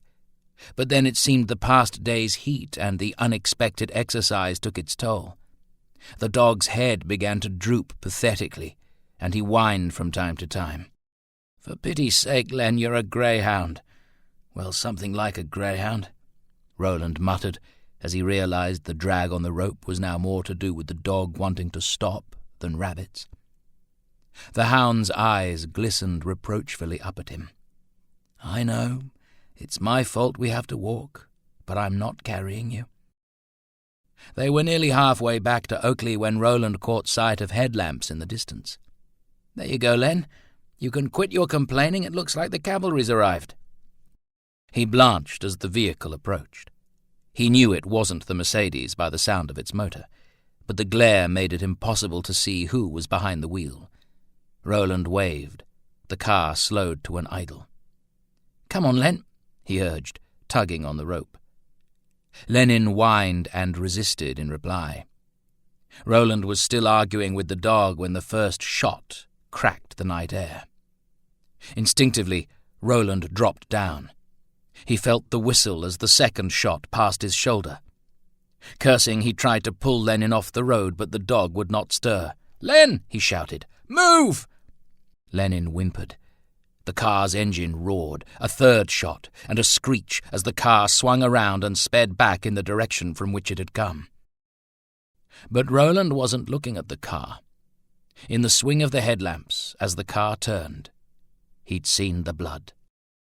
"Len, hang on, mate," he said, pulling out his lighter to inspect his dog in the feeble glow of its flame. Blood oozed from Lenin's bony hind. Swearing, Roland pulled off his jacket and then his shirt. He pressed the shirt against the wound and then wrapped the stricken hound in his jacket. Knowing the dog would respond to his voice, Roland spoke calmly. "Hell of a way to get me to carry you, mate." He waved Lenin into his arms. "You're going to be all right. We've just got to get back." Roland continued on the dirt road as quickly as he could manage under the greyhound's weight. The road was rough here, and he was forced to slow down and step carefully lest he stumble. Lenin became limp and somehow heavier. "Come on, Len, talk to me," Roland demanded, as even the whimpering stopped. Then he saw headlights again. For a moment he panicked, looking frantically for some place to hide, some sort of cover. And then he recognized the familiar attention-seeking scream of a supercharged motor. His car. He ran towards it. The Mercedes stopped as it caught him in its headlamps. Clyde stepped out first, and then a giant of a man, so dark that had he not been standing against the yellow paintwork he might have been invisible in the night. "Harry!" Roland exclaimed, recognizing the shape of the shadow. "Riley, what the hell?" Harry Simpson said by way of greeting. "Lenin's been shot," Roland gasped. "That was years ago, Riley. Are you all right?" "He means the dog," Clyde said. "Who would—" "He's not moving," Roland said, as Harry took the dog from him. Harry Simpson put his ear to the greyhound's muzzle. He listened, his face grim. "We'd better get your dog seen to quickly, Riley." Roland sat by his dog's head, comforting and restraining the hound as Harry Simpson stitched the wound. The bullet had grazed but not lodged. Lenin had lost a good deal of blood, but thanks to Harry's needlework the wound would not be fatal. "You gave me one hell of a scare, you daft bloody dog," Roland said gruffly as he stroked the animal's long muzzle. They were in the manager's cottage, reserved for Harry Simpson. "I didn't expect to see you here, Harry," Roland said. The Aboriginal stockman washed his hands in an enamel basin. "We'll need an extra man to oversee the stock while Bob Bowman deals with the harvest. Jim's got the stock in the high country well in hand. Good man, that Jim. So I came down." Clyde smiled. His brother Jim worked under Simpson on the Sinclair holdings in the high country. "It's a lucky thing you did, Harry. Old Len wasn't looking too chipper." Harry Simpson frowned. "What happened, Riley? Who shot your ugly dog?" Roland left his hand on Lenin. "I don't know." He told them about the car. "So they were shooting at you?" "Seems that way." "Why?" Simpson asked. "That rather depends on who it was, I suppose. There might be a few reasons." Harry Simpson chuckled, his face creasing around blue eyes that were all the brighter for the darkness of the brow under which they were set. He reached over and ruffled Roland's hair. "I've missed you, Gagamin." Roland smiled. "Thank you for fixing my dog, Harry." "Looks like it's not the first time you broke him, Riley." Simpson regarded the battle-scarred Lenin dubiously. "I had a dog with only one ear once. Lost the other in a fight with a cat." The stockman's shoulders slumped, and he exhaled loudly. "He died eventually. I think it was the embarrassment." Simpson's eyes moved to the swastika-shaped scar of cigarette burns on Roland's chest. "That's new, Gagamin. You had an interesting time in Germany, then?" "You could say that. I may have to borrow a shirt before we return to the house." Roland told him of the trouble they'd found in Munich, of what had happened to him. Simpson let him talk, cursing occasionally. "And these fellas that did you over, he asked eventually. "What happened to them?" "Well, one of them is Mr. Hitler's deputy," Roland shrugged. "I don't know, Harry. I'm hoping our escape was at least awkward for them, but who knows?" Simpson studied him, assessing more than the physical scars. "Are you painting?" he asked. Roland nodded. "Good," Simpson replied as if nothing more needed to be said. Clyde watched the exchange, intrigued. Despite the fact that he'd been by Roland's side in Germany and England, that he'd seen Roland struggle with nightmares and sleeplessness, it had taken him weeks to realize that Roland needed to paint to deal with the violence and fear of his encounter with Nazis. And yet Harry Simpson knew this instinctively. "Does Will know you're here, Harry?" Roland stroked Lenin's muzzle, smiling as the dog's eyes rolled back with pleasure. "Yes, I called the house when I got in," Simpson said. The manager's offices and cottages on Oakley were equipped with telephones. He frowned. "Will said that mongrel Hayden's turned up." "They found Father's gun." "How?" Simpson asked, clearly surprised. "It was in the dam, and now they—" "Well, don't you worry about it, Rowley," Simpson said after a moment. "Will deal with it." The stockman rubbed his jowl. "Who knew you were out there tonight, that you'd be walking back?" "Clyde and I went out to work on the plane this afternoon. I expect Miss Bennet mentioned that she'd left me out there, among other things." "Good Lord, I'd forgotten about Miss Bennet," Clyde said. "What happened? How did it go?" Roland told them. Clyde grimaced. "Well, at least it's done, Rowley. You can concentrate on finding someone far less suitable now." Roland sighed. "I'm sure Will have plenty to say on the matter." "He told me to go get you when I pulled in," Clyde replied, smiling. "If he'd been too upset, he'd have let you walk, I imagine. I just dropped in here to say hello to Harry when we heard the shots." "And I take it you didn't see a motorcar coming the other way?" "No, but we got across past the shearing shed from here," Simpson said. "If they took the other lane," he frowned, "we'd better let Will know what's happened and inform the police, I suppose." The gentle but persistent tapping woke him eventually. Reluctantly, Roland opened his eyes. It was barely light. It had been a late night, explaining the events to Wilfred, and then the police, who seemed amused that he was reporting an assault upon his dog. "Did the dog bark often at night? We find that disgruntled neighbours can often take matters into their own hands." Too tired to argue with what he concluded was the force's most dim-witted constable, Roland had let it go. "Uncle Rowley, it's me, Uncle Rowley." "Come in, Ernie." Wilfred's elder son was still in his pyjamas. "I came to check on Lenin," he said, whispering the dog's name as if it were a profanity. Ernest tiptoed over to the chaise longue on which the injured hound had been settled. "What are you doing out of bed, Ernie?" Roland asked as the boy scrutinized the dog anxiously. "Is he alive, Uncle Rowley?" "Of course. He's just asleep." "I was worried," Ernest said, climbing onto Roland's bed. "I heard Aunt Lucy crying and then Mummy started crying too." Roland groaned. "That probably wasn't about Lenin, Ernie." "Was it about you, Uncle Rowley?" "Possibly." "Did you get shot too?" "No, not this time." "Have you fallen out with Aunt Lucy?" "In a manner of speaking." Realizing that going back to sleep was probably not an option, Roland sat up. "Would you keep an eye on Lenin while I get dressed?" he asked his nephew. Ernest nodded, slipping off the bed to take up a vigil beside the slumbering hound. By the time Roland had showered and dressed, the Sinclairs' nanny was searching for her missing charge. Charlotte de Waring had joined the Oakley household only recently, after the family returned from abroad.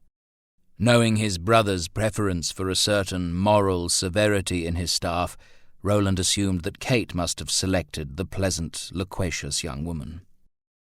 He watched, amused, as the nanny tried valiantly to invoke some sense of authority and control.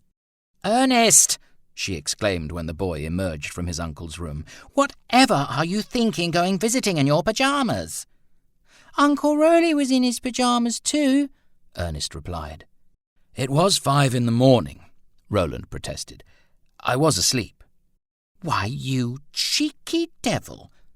The nanny folded her arms in a manner designed to appear stern, and scolded Ernest in a tone too kind to have any disciplinary effect at all. "You can't be calling on a gentleman at that time." Roland laughed. "Ernie was just keeping an eye on Len while I dressed," he said. "It was very thoughtful of him." Ernest nodded solemnly. Nanny de Waring's round, wholesome face softened. "Oh, yes. How is the poor creature, Mr. Sinclair? Mrs. Kendall has cooked up some bacon for its breakfast, I believe." "I'm sure Len will make a complete recovery, Mr. Waring, particularly if there's bacon involved." Roland moved back so she could see the hound. The nanny stepped past him to the chaise and knelt to fuss over the patient. Lenin played his part, lifting his muzzle weakly to offer her a feeble lick. "Poor sweet puppy," she said, stroking his head softly. "Who would do such a terrible thing?" "I'm afraid I have no idea, Mr. Waring." "Well, I must say that I can't think of anything more wicked than trying to murder an innocent animal." The nanny placed her hands on her hips. "I hope they catch the scoundrel, Mr. Sinclair. Lord knows what he'll shoot next." "Indeed." She left her hands on her hips. "Now, Master Ernest, do you propose to spend the day in your pyjamas?" Roland laughed. "Hurry up and get dressed, Ernie. We'd best go down to breakfast before all the bacon is requisitioned for Lenin." "Miss Bennet hasn't left, has she?" Roland caught his brother in the library. "For God's sake, Rowley, don't tell me you've changed your mind." "About Miss Bennet? No." "Then why—" "I know Kate was rather looking forward to her visit. Ernie mentioned they were both upset." Wilfrid sighed. "Lucy was under the impression that you admired her. I'm afraid Kate may have encouraged her in her devotion to you, expecting that you would eventually see sense." Wilfrid scanned the shelves in search of a title. "I did warn Kate that seeing sense was not your strong suit, but she is optimistic by nature. As you can understand, Miss Bennet feels both disappointed and humiliated. Kate is also quite disappointed." Roland cursed. "That wasn't my intention, Will. I wouldn't upset Kate for the world. I had hoped Colonel Bennet's disapproval would end the matter." Wilfrid's mouth twitched. "Unfortunately, Lucy's romanticized her father's opposition. She's fond of novels, I believe." He found what he was looking for and pulled An Account of the State of Agriculture and Grazing in New South Wales by James Atkinson from the shelf. Roland had seen the book in his brother's hand many times before. Wilfrid put a great deal of stock in the wisdom of Atkinson and was known to quote the 100-year-old text at length. "You could give her that," Roland suggested. "I'm sure Mr. Atkinson would cure her of sentimentality. Probably cure her of consciousness, too." "James Atkinson brought the merino sheep to this country, Rowley," Wilfrid pointed out, unamused. "The merino? I thought that was MacArthur," Roland said, recalling absurdly that one of Lucy Bennet's ridiculous friends had married a MacArthur. "MacArthur bought a lame ewe from James Atkinson's Saxon merino flock, and—" Wilfrid stopped and regarded Roland suspiciously over the top of his spectacles. "As much as I applaud your sudden interest in agriculture, I believe we were discussing this appalling situation between you and Miss Bennet." "Yes, of course. I should apologize," Roland said, though he was not sure what for. He certainly did not want to retract his refusal. "I haven't seen Miss Bennet this morning. Has she left?" "Arthur invited Lucy to the pictures in town. He thought it might cheer her up. He's been very kind to her since yesterday's drama." "Oh?" Wilfrid regarded him sharply. "I think it was jolly nice of him." "Yes, of course. He's a decent chap." "We should talk about the shooting," Wilfrid said, moving on brusquely. Roland agreed. Sadly, I didn't see anything of use. I was dazzled by the headlamps, and then—" Wilfrid nodded. "You know, Rowley, I expect it was some half-drunk hothead shooting at rabbits. I suppose he panicked when he heard you shout and fled. I've been planning to withdraw the permissions for shooting on Imoruo in any case." Roland paused, more than a little surprised that Wilfrid was taking the incident quite so casually. "I suppose you're right." "Good. That's settled then. Now, there are some gentlemen whom I expect to call on you shortly. They telephoned last night to make an appointment." "Who?" Roland asked, guardedly. "I'll let them explain when they get here," Wilfrid replied. "I believe they could be very good for you. Give you some purpose." Roland groaned. "I'm not joining the country party." Wilfrid returned to the writings of James Atkinson. "It's not the country party. I doubt the UCP would have you anyway. Just don't wander off." Chapter 10. Trespass Notice. Any person found fishing, shooting, or otherwise trespassing at Imoruo will be prosecuted. All previous permissions cancelled. W. H. Sinclair, Riverina Advertiser, 1933. Roland helped himself from the platters of cakes and pastries set out in preparation for Wilfrid's mysterious guests. He broke a shortbread biscuit in half and gave the larger segment to the convalescing greyhound, now settled beneath the table. The edges of a white damask tablecloth fluttered in the light breeze that cooled the broad veranda. Clyde sat in a wicker armchair with a cup of tea and his legs stretched out like a man who had no intention of moving for quite some time. The veranda was certainly a great deal more pleasant than the iron shed in which he and Roland had originally planned to spend the morning finishing work on the Rule Britannia. "So who are these people Wilfrid wants you to meet, Rowley?" "No idea, he wouldn't say." Clyde's brow rose. "He hasn't called in a church, has he?" Roland laughed. "I don't think so." Clyde drained his tea and sighed in satisfaction. "Wilfrid really believes that some local poacher shot at you by accident." "Not a poacher. A lot of people have permission to shoot on Imoruo." "I don't know, Rowley.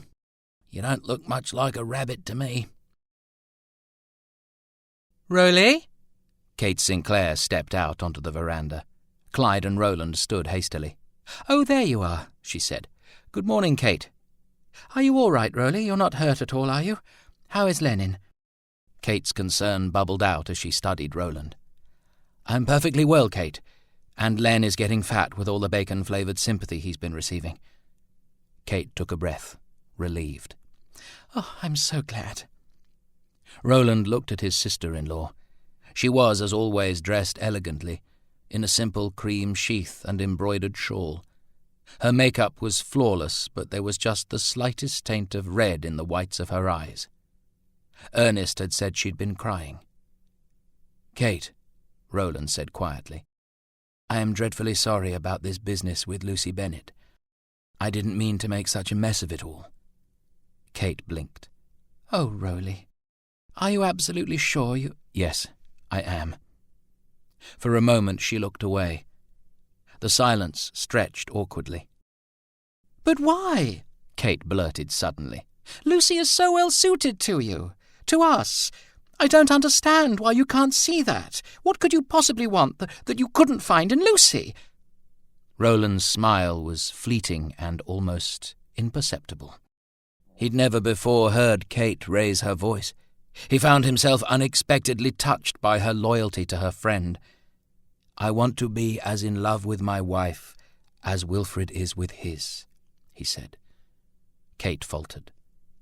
"But I should have been clear with Colonel Bennet," Roland admitted. "I cannot tell you how sorry I am to have upset you and Miss Bennet." Kate Sinclair's eyes filled, and she pressed her lips together in an attempt to stop them trembling. Roland gave her his handkerchief. "Oh, dear, I am sorry, Rowley. I just feel badly for poor Lucy. She is so very fond of you." She dabbed at her eyes. "It would have been perfect. I'm so glad you weren't hurt last evening. If you'll excuse me, I must be... Excuse me. Kate turned and hurried back inside the house. Roland groaned. Clyde, who had tactfully decided to inspect the staghorn fern which hung on the veranda post a few paces away, was philosophical. There wasn't a lot else you could do, Rowley. I suppose not. Clyde pointed to the car turning into Oakley's long drive. Better look sharp, old mate. I believe the people Wilfred wants you to meet have arrived. The black Chrysler pulled up in front of the house. 2 men and a smartly turned-out woman alighted. The elder of the gentlemen was burdened with 2 heavy leather briefcases. "Good Lord, what's this?" Roland murmured. "They're not your lawyers, are they, Rowley?" Clyde asked, squinting at the arrivals. "I don't think so," Roland replied. It had been a couple of years since he'd had dealings with the Sinclair solicitors, but he doubted very much that Kent, Beswick and Associates had taken on a female partner, and it was only ever the partners that called at Oakley. "Oh, Rowley, you're here. Very good." Wilfred came out onto the veranda. "I expect you'll find this extremely interesting." He began the introductions with the gentlemen, Messrs. Olaf Oberg and Charles Ludovici. Oberg cut a tall, athletic figure and seemed about Wilfred's age. Ludovici was possibly 10 years his companion's senior, though clearly he deferred to Oberg. Both men sported moustaches and an air of robust goodwill. "Allow me to present Miss Diana Droscher," Oberg said, taking over the introductions. Diana Droscher smiled and nodded. "A pleasure to make your acquaintance, gentlemen." Mrs. Droscher was neither old nor young. Her manner was pleasant, and everything about her well-groomed person was extremely neat, from the precise ordered crimp of her hair to the military shine of her patent leather shoes. She rather reminded Rowley of a Sunday school teacher. He began to wonder if he should have been so hasty to dismiss Clyde's concern that Wilfred had summoned the church. "I'm afraid we're having a spot of bother with one of the harvesters, so I won't be able to stay." Wilfred turned to Clyde. "Indeed, Mr. Watson-Jones, I was hoping I could prevail on you to accompany me. Rowley tells me you have a talent for mechanics." Yes, of course, Mr. Sinclair," Clyde said, startled. He glanced at Roland uncertainly. "I'm sure Rowley can manage to entertain the gentleman and Mrs. Droscher," Wilfred said, patting Roland's back. "Kate will be down shortly. You can manage to pour tea till then, can't you, old chap?" "I expect I can," Roland said tightly. "Good show. Well, we'd best be off. Come along, Mr. Watson-Jones." Oberg broke the awkward, tense silence left in Wilfred's wake. "Shall we sit down, Mr. Sinclair?" "Yes, of course." "Shall I pour?" Diana Droscher asked. Roland nodded, realizing that he was the only one who did not know what this meeting was about. Clearly these people had conspired with Wilfred to get him alone. He slipped a finger sandwich to Lenin, taking perverse pleasure in the knowledge that he had an ally hidden beneath the table. "Allow me to introduce myself and my colleagues more fully, Mr. Sinclair," Oberg said. "I have the very great honor of being president of an organization known as the Sane Democracy League. Mr. Ludovici here is my vice president, and Mrs. Droscher is one of our most dedicated members. I wonder if you are aware of our activities?"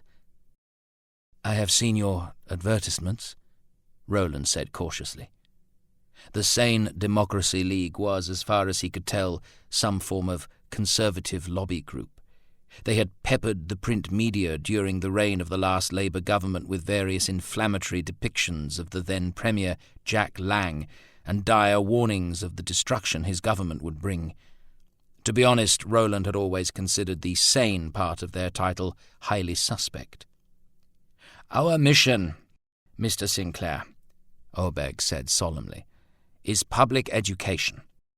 "You see, Mr. Sinclair," Ludovici took up the baton, "communism plays on the naivety of the working man. It takes advantage of his trust to manipulate him into believing the employer is his enemy rather than the means by which he earns a living. He opened one of the briefcases and took from it several pamphlets and a book entitled Sane Democracy, some radio lectures conducted by the Sane Democracy League from the Trades Hall, Sydney. The SDL believes in a dialogue between employer and worker. It is the intermediaries who foster misunderstanding and antagonism between the industry and its workforce. Roland accepted the cup of tea that Diana Drosha offered him. It was excessively sugared. "Sadly, Mr. Sinclair," she said, "subversive elements have already gone a long way to creating an impenetrable barrier of mistrust." "Subversive elements?" Roland asked. "The communists, the trade unions and the socialists, Mr. Sinclair. If they actually cared anything for the worker, they would support trade and industrial growth, for how is the worker to prosper without a demand for his labour?" "I'm not sure what this has to do with me, Mrs. Drosha." "If you don't mind my saying, Mr. Sinclair," Oberg said, smiling, "you have a certain reputation for maintaining unconventional friendships." "I beg your pardon?" "What Mr. Oberg means to say is that as an artist you are well acquainted with and trusted by people who are susceptible to the divisive propaganda and rhetoric of the left." Ludovici proceeded with more caution. "Of course, with your background, your breeding, and your education, I understand you are a man of letters, you, sir, are able to see through the manipulation of the communists and recognize Bolshevik propaganda for the vile lie that it is." Roland concentrated on eating cake. "Our aim, Mr. Sinclair, is to bring about a better understanding between employer and employee for the common good," Mrs. Drosha said earnestly. "Communism feeds on antagonism between the classes, fueled by militant unionism. The working class is being used by the communists to further their ambitions of revolution. The SDL seeks to redress that with education, empowering the working man, and furthering the interests of every stratum of society." Mrs. Drosha paused. It was a moment before Roland realized that the silence was in expectation of some response from him. He feared arguing with the delegation would only prolong their visit, and yet he could not bring himself to even feign agreement. So he attempted to return the SDL to Wilfrid. "Perhaps you should be talking to my brother." "On the contrary, Mr. Sinclair," Oberg said, "it's you, with your contacts amongst the working classes, whom we believe would be ideal for our program." "We wouldn't be here, Mr. Sinclair," Ludovici assured him, "if we didn't believe you were the kind of patriotic citizen who could make a difference. This would be an opportunity to demonstrate to your countrymen that you are not a communist." Roland's brow rose. "And why would I wish to do that, Mr. Ludovici?" "Because the rumours surrounding your loyalties are dangerous to your interests and those of your fine family, and because you could set an example to those in the arts community, persuade them of the errors of a socialist life." "I see." Oberg leaned towards Roland. "Mr. Sinclair, we understand from your brother that you have never been a member of the Communist Party, that you are not a communist." "That's true." "Why?" "I beg your pardon?" "Why are you not a communist? I imagine that you have very good reasons why you have chosen not to join your friends." "It depends what you call a good reason, Mr. Oberg." "I think it's because you value the British system of government, because you value democracy. Our League considers that a very good reason." "Indeed. I don't mean to be rude, gentlemen, Mrs. Drosha, but what exactly do you want from me?" Roland said, irritated to have a stranger tell him about his reasons. Oberg was not entirely wrong, but the presumption vexed him nonetheless. "We'd like to invite you to attend a function the League will be hosting at the Wesley Methodist Hall in Burwood in the new year." "I'm flattered that you'd come here personally to issue an invitation. but it seems rather a lot of trouble to ask me to a dance." For a moment they stared blankly at him, and then glancing at each other for confirmation, they laughed in unison. "Very good, Mr. Sinclair, most amusing," Ludovici said, slapping his knee. He winked conspiratorially. "Of course it's not a dance, but an educational debate, though might I say that our events do serve an invaluable social function, introducing young men and women of like minds." "Your friends would be welcome as well," Mrs. Drosha added. "Your brother mentioned that you don't like to go anywhere without them." Roland blinked. It did sound like something Wilfrid would say, but he wasn't sure quite how he should respond. "What you must understand," Mrs. Drosha persisted, "is that with information and education, otherwise decent men and women may be saved from the dry rot of socialism. It is our duty to guide their thinking." Roland took a steadying breath. "With respect, Mrs. Drosha, some of the most informed and decent people I know are socialists for that very reason. I feel no compunction to save them." Diana Drosha's hands flew to her mouth in a futile attempt to smother a gasp. "I was in Germany recently," Roland continued, his eyes flashing. "Mr. Hitler's Minister for Propaganda and Enlightenment is also very committed to warning people against socialism, to guiding their thinking. May I be so forward as to suggest your organization may better serve democracy by warning otherwise decent men and women about the dangers of fascism?" "The National Socialists of Germany," Oberg began. "Whatever it chooses to call itself, the government of Germany is not socialist. It has far more in common with the system Eric Campbell and his new guardsmen are advocating." Why Lenin decided to emerge at that moment from beneath the table was hard to tell. Perhaps it was the anger in Roland's voice. Perhaps he assumed that his master needed help. The greyhound's long, angular nose came first through the folds of the tablecloth. Roland was unsure whether Mrs. Drosha was afraid of dogs, or whether the good lady did not recognize Lenin's one-eared, sharply conical head as that of a dog, but she screamed and dropped the teapot she was holding. Oberg, who was closest to her, was duly splattered with hot tea, as were the pamphlets and publications of the Sane Democracy League which he'd previously set out before him. Lenin, startled by the commotion and possibly a touch jumpy after being shot, panicked and attempted to climb into Roland's lap. Roland tried valiantly to calm both the dog and Mrs. Drosha, and Ludovici extracted his handkerchief to mop tea off the pamphlets and Oberg. Fortunately, the scream had also summoned both Kate Sinclair and Mrs. Kendall. "Oh dear," Kate said, taking in the wreckage. "What happened?" Somehow Roland managed to pry Lenin off his lap so he could stand, apologizing for his dog and introducing his sister-in-law at the same time. "Please, think nothing of it," Oberg said, still dabbing tea from his jacket. "We really should be going in any case. We'll leave this material with you, Mr. Sinclair, and look forward to seeing you at the Burwood debate."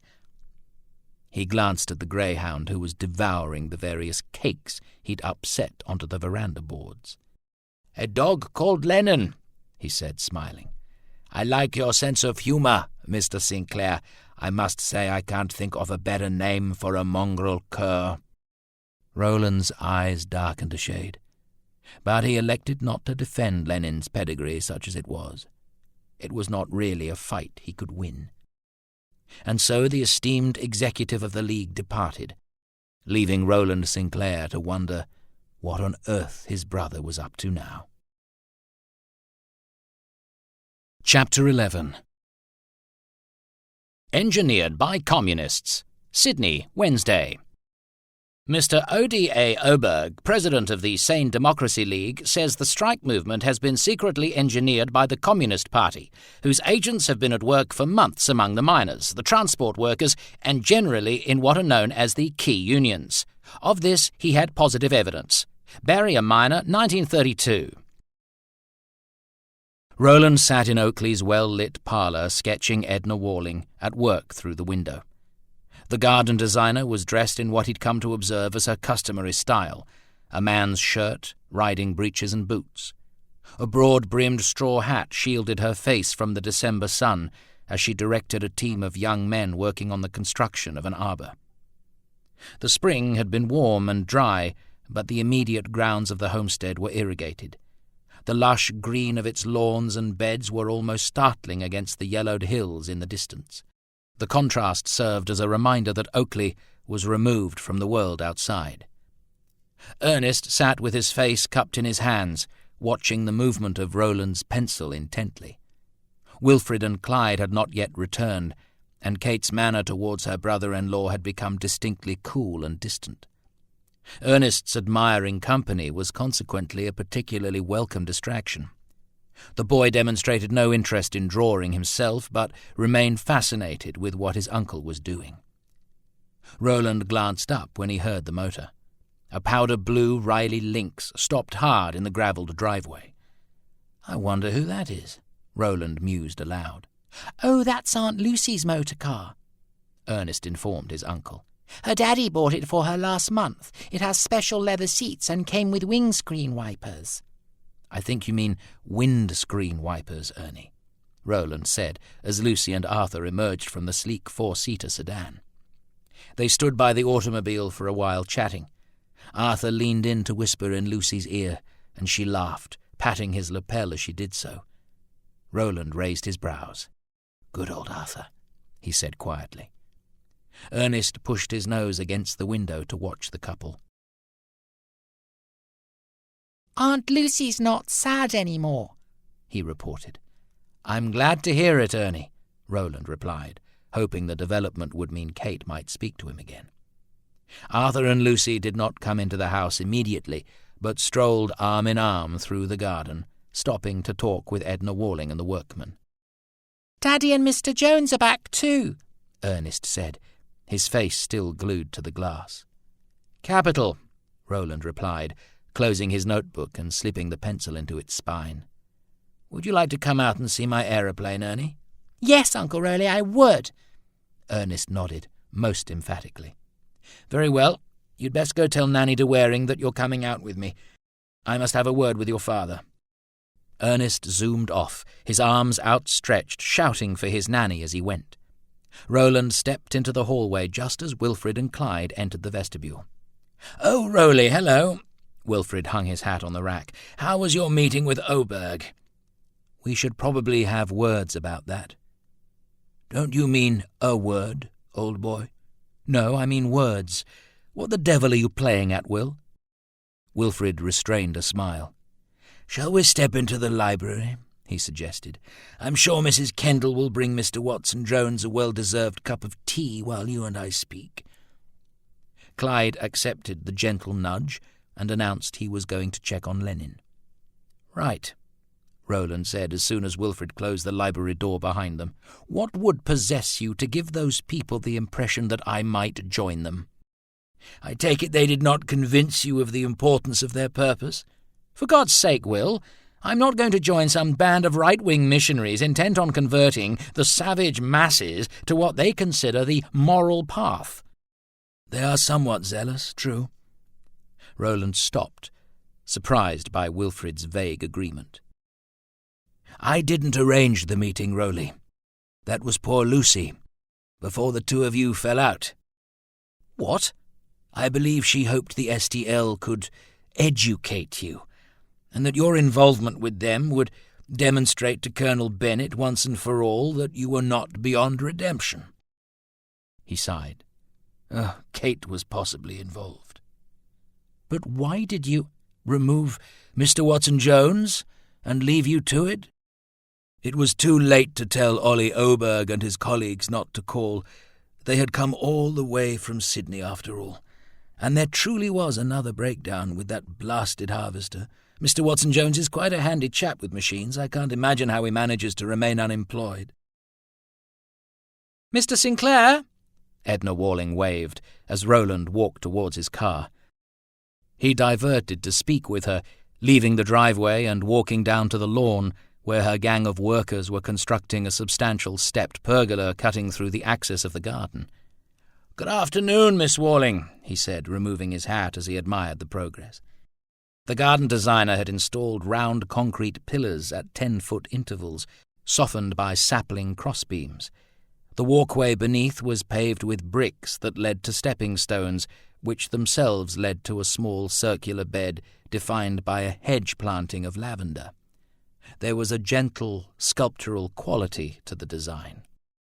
"I have a friend who would love to see your work," Roland said, thinking wistfully of Edna Higgins, whose own art was so often created for gardens. Edna Walling smiled. "And how is your dog, Mr. Sinclair? We heard that he was shot." "I'm trusting Len will be perfectly well in a short while, Miss Walling, aside from becoming outrageously indulged." "Can I ask who shot the poor creature, Mr. Sinclair?" "I wish I knew, Miss Walling. Will is convinced it was some poacher who thought Len was a rabbit." "Blimey, he must have been blind." The labourer's whisper was loud enough to carry the few yards from where he worked on one of the pergola's pillars. A lean, wiry man with snow-white hair and a short, grizzled beard. "Blind drunk, more likely," added the younger man assisting him. Edna Walling cleared her throat fiercely. The men looked up, realizing they'd been overheard. "I beg your pardon," the elder of the two stammered, clearly abashed.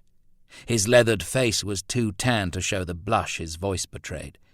"We meant the poacher, not Mr. Sinclair. Why, he's a proper gentleman. We didn't mean to—" "Not at all," Roland smiled. "May I introduce Victor Bates and Jack Templeton?" Edna Walling said, glaring at the outspoken pair. "They've joined us temporarily while my usual contractor is unwell." Roland offered the men his hand. "How do you do, gentlemen? Roland Sinclair." For a breath, Templeton, the younger man, stared at Roland's hand. Then he wiped his own and shook it. "I know who you are, Mr. Sinclair. I'm sorry if Vic here spoke out of turn. He's from Adelaide, I'm afraid. No decorum at all." "Watch yourself, boy." Bates poked his workmate and shook Roland's hand himself. "Jacko thinks he's funny, but we didn't mean no offence." "None taken," Roland replied, laughing. "I misspoke myself. Poacher is probably not quite right. A number of people enjoy shooting rights on Imo-Ruo, apparently. Perhaps some of them have poor eyesight." "We did run into a couple of rabbit shooters when we were surveying the dam paddock," Edna Walling said thoughtfully. "Of course, they refrained from shooting at us." "I'm glad to hear it," Roland replied. "It was dark when Len and I were out," he added, though he wasn't entirely convinced of the explanation himself. "Fortunately, Lenin will pull up quite well, and I believe Will intends to revoke the permissions to all shooting parties." "Uncle Rurley!" Ernest Sinclair stood up in the passenger seat of the Mercedes as a reminder that he was waiting. Roland waved at his nephew and took his leave of Edna Walling and her workmen. As there wasn't a great deal left to be done to restore the Rule Britannia, Roland planned to take the biplane up, ostensibly for a test flight. Ernest, armed with his father's binoculars, was understandably impatient to be on their way. Mrs. Kendall had packed them a basket of cakes and shortbread, and Clyde had secured a wooden crate containing 3 bottles of lemonade and another of ginger beer to the running board. It took less than an hour to finish patching the fuselage. Roland and Clyde pushed the wood and canvas aircraft out of the shed. Roland walked the paddock, checking for holes or obstructions in the low stubble, anything large enough to interfere with a successful takeoff. That done, he climbed into the pilot's seat and switched on the engine. Clyde spun the propeller and removed the wheel chocks before running back to watch with Ernest. Roland turned the Rule Britannia into the prevailing headwind and opened up the throttle. Clyde and Ernest cheered as she left the ground. Roland tested the elevators and ailerons, banking hard in a series of turns. He could see Ernest on Clyde's shoulders, waving madly. He turned into the headwind again to land, double-checking for any troublesome fence lines before he cut back the engine and began to glide towards the ground. He landed softly, faultlessly, taxiing the biplane to rest in almost the same position as he started. Roland climbed out of the cockpit, looking around for Clyde. It was only then he noticed another man a short distance behind Clyde and Ernest. Tearing off his aviator cap and goggles, Roland jumped down from the wing. "What the hell are you doing here, Hayden?" he demanded. Clyde and Ernest turned. Focused on the flight of the Rule Britannia, they'd failed to notice Charlie Hayden, whose history as the manager of Oakley had so interested the police. Roland strode past them towards the intruder. "Ernie, stay here, mate," Clyde instructed as he set the boy down and started after Roland. Charlie Hayden dropped his cigarette stub onto the ground and crushed it with the ball of his foot. "Look, Mr. Sinclair, Roland, I thought maybe you'd hear me out. For old time's sake. I don't know why you'd think that, Hayden. I don't know why you'd think that I wouldn't want to kill you." Hayden backed away a step. "Because you're not like your father or your brother. You're not a complete bastard, and because you know who killed your father as well as I do." Hayden recoiled, staggering as Roland's fist made contact with his jaw. Clyde leapt to grab his friend before he could swing again. "Leave off, Clyde," Roland growled, his eyes fixed on Hayden, who was spitting blood. "Rowley?"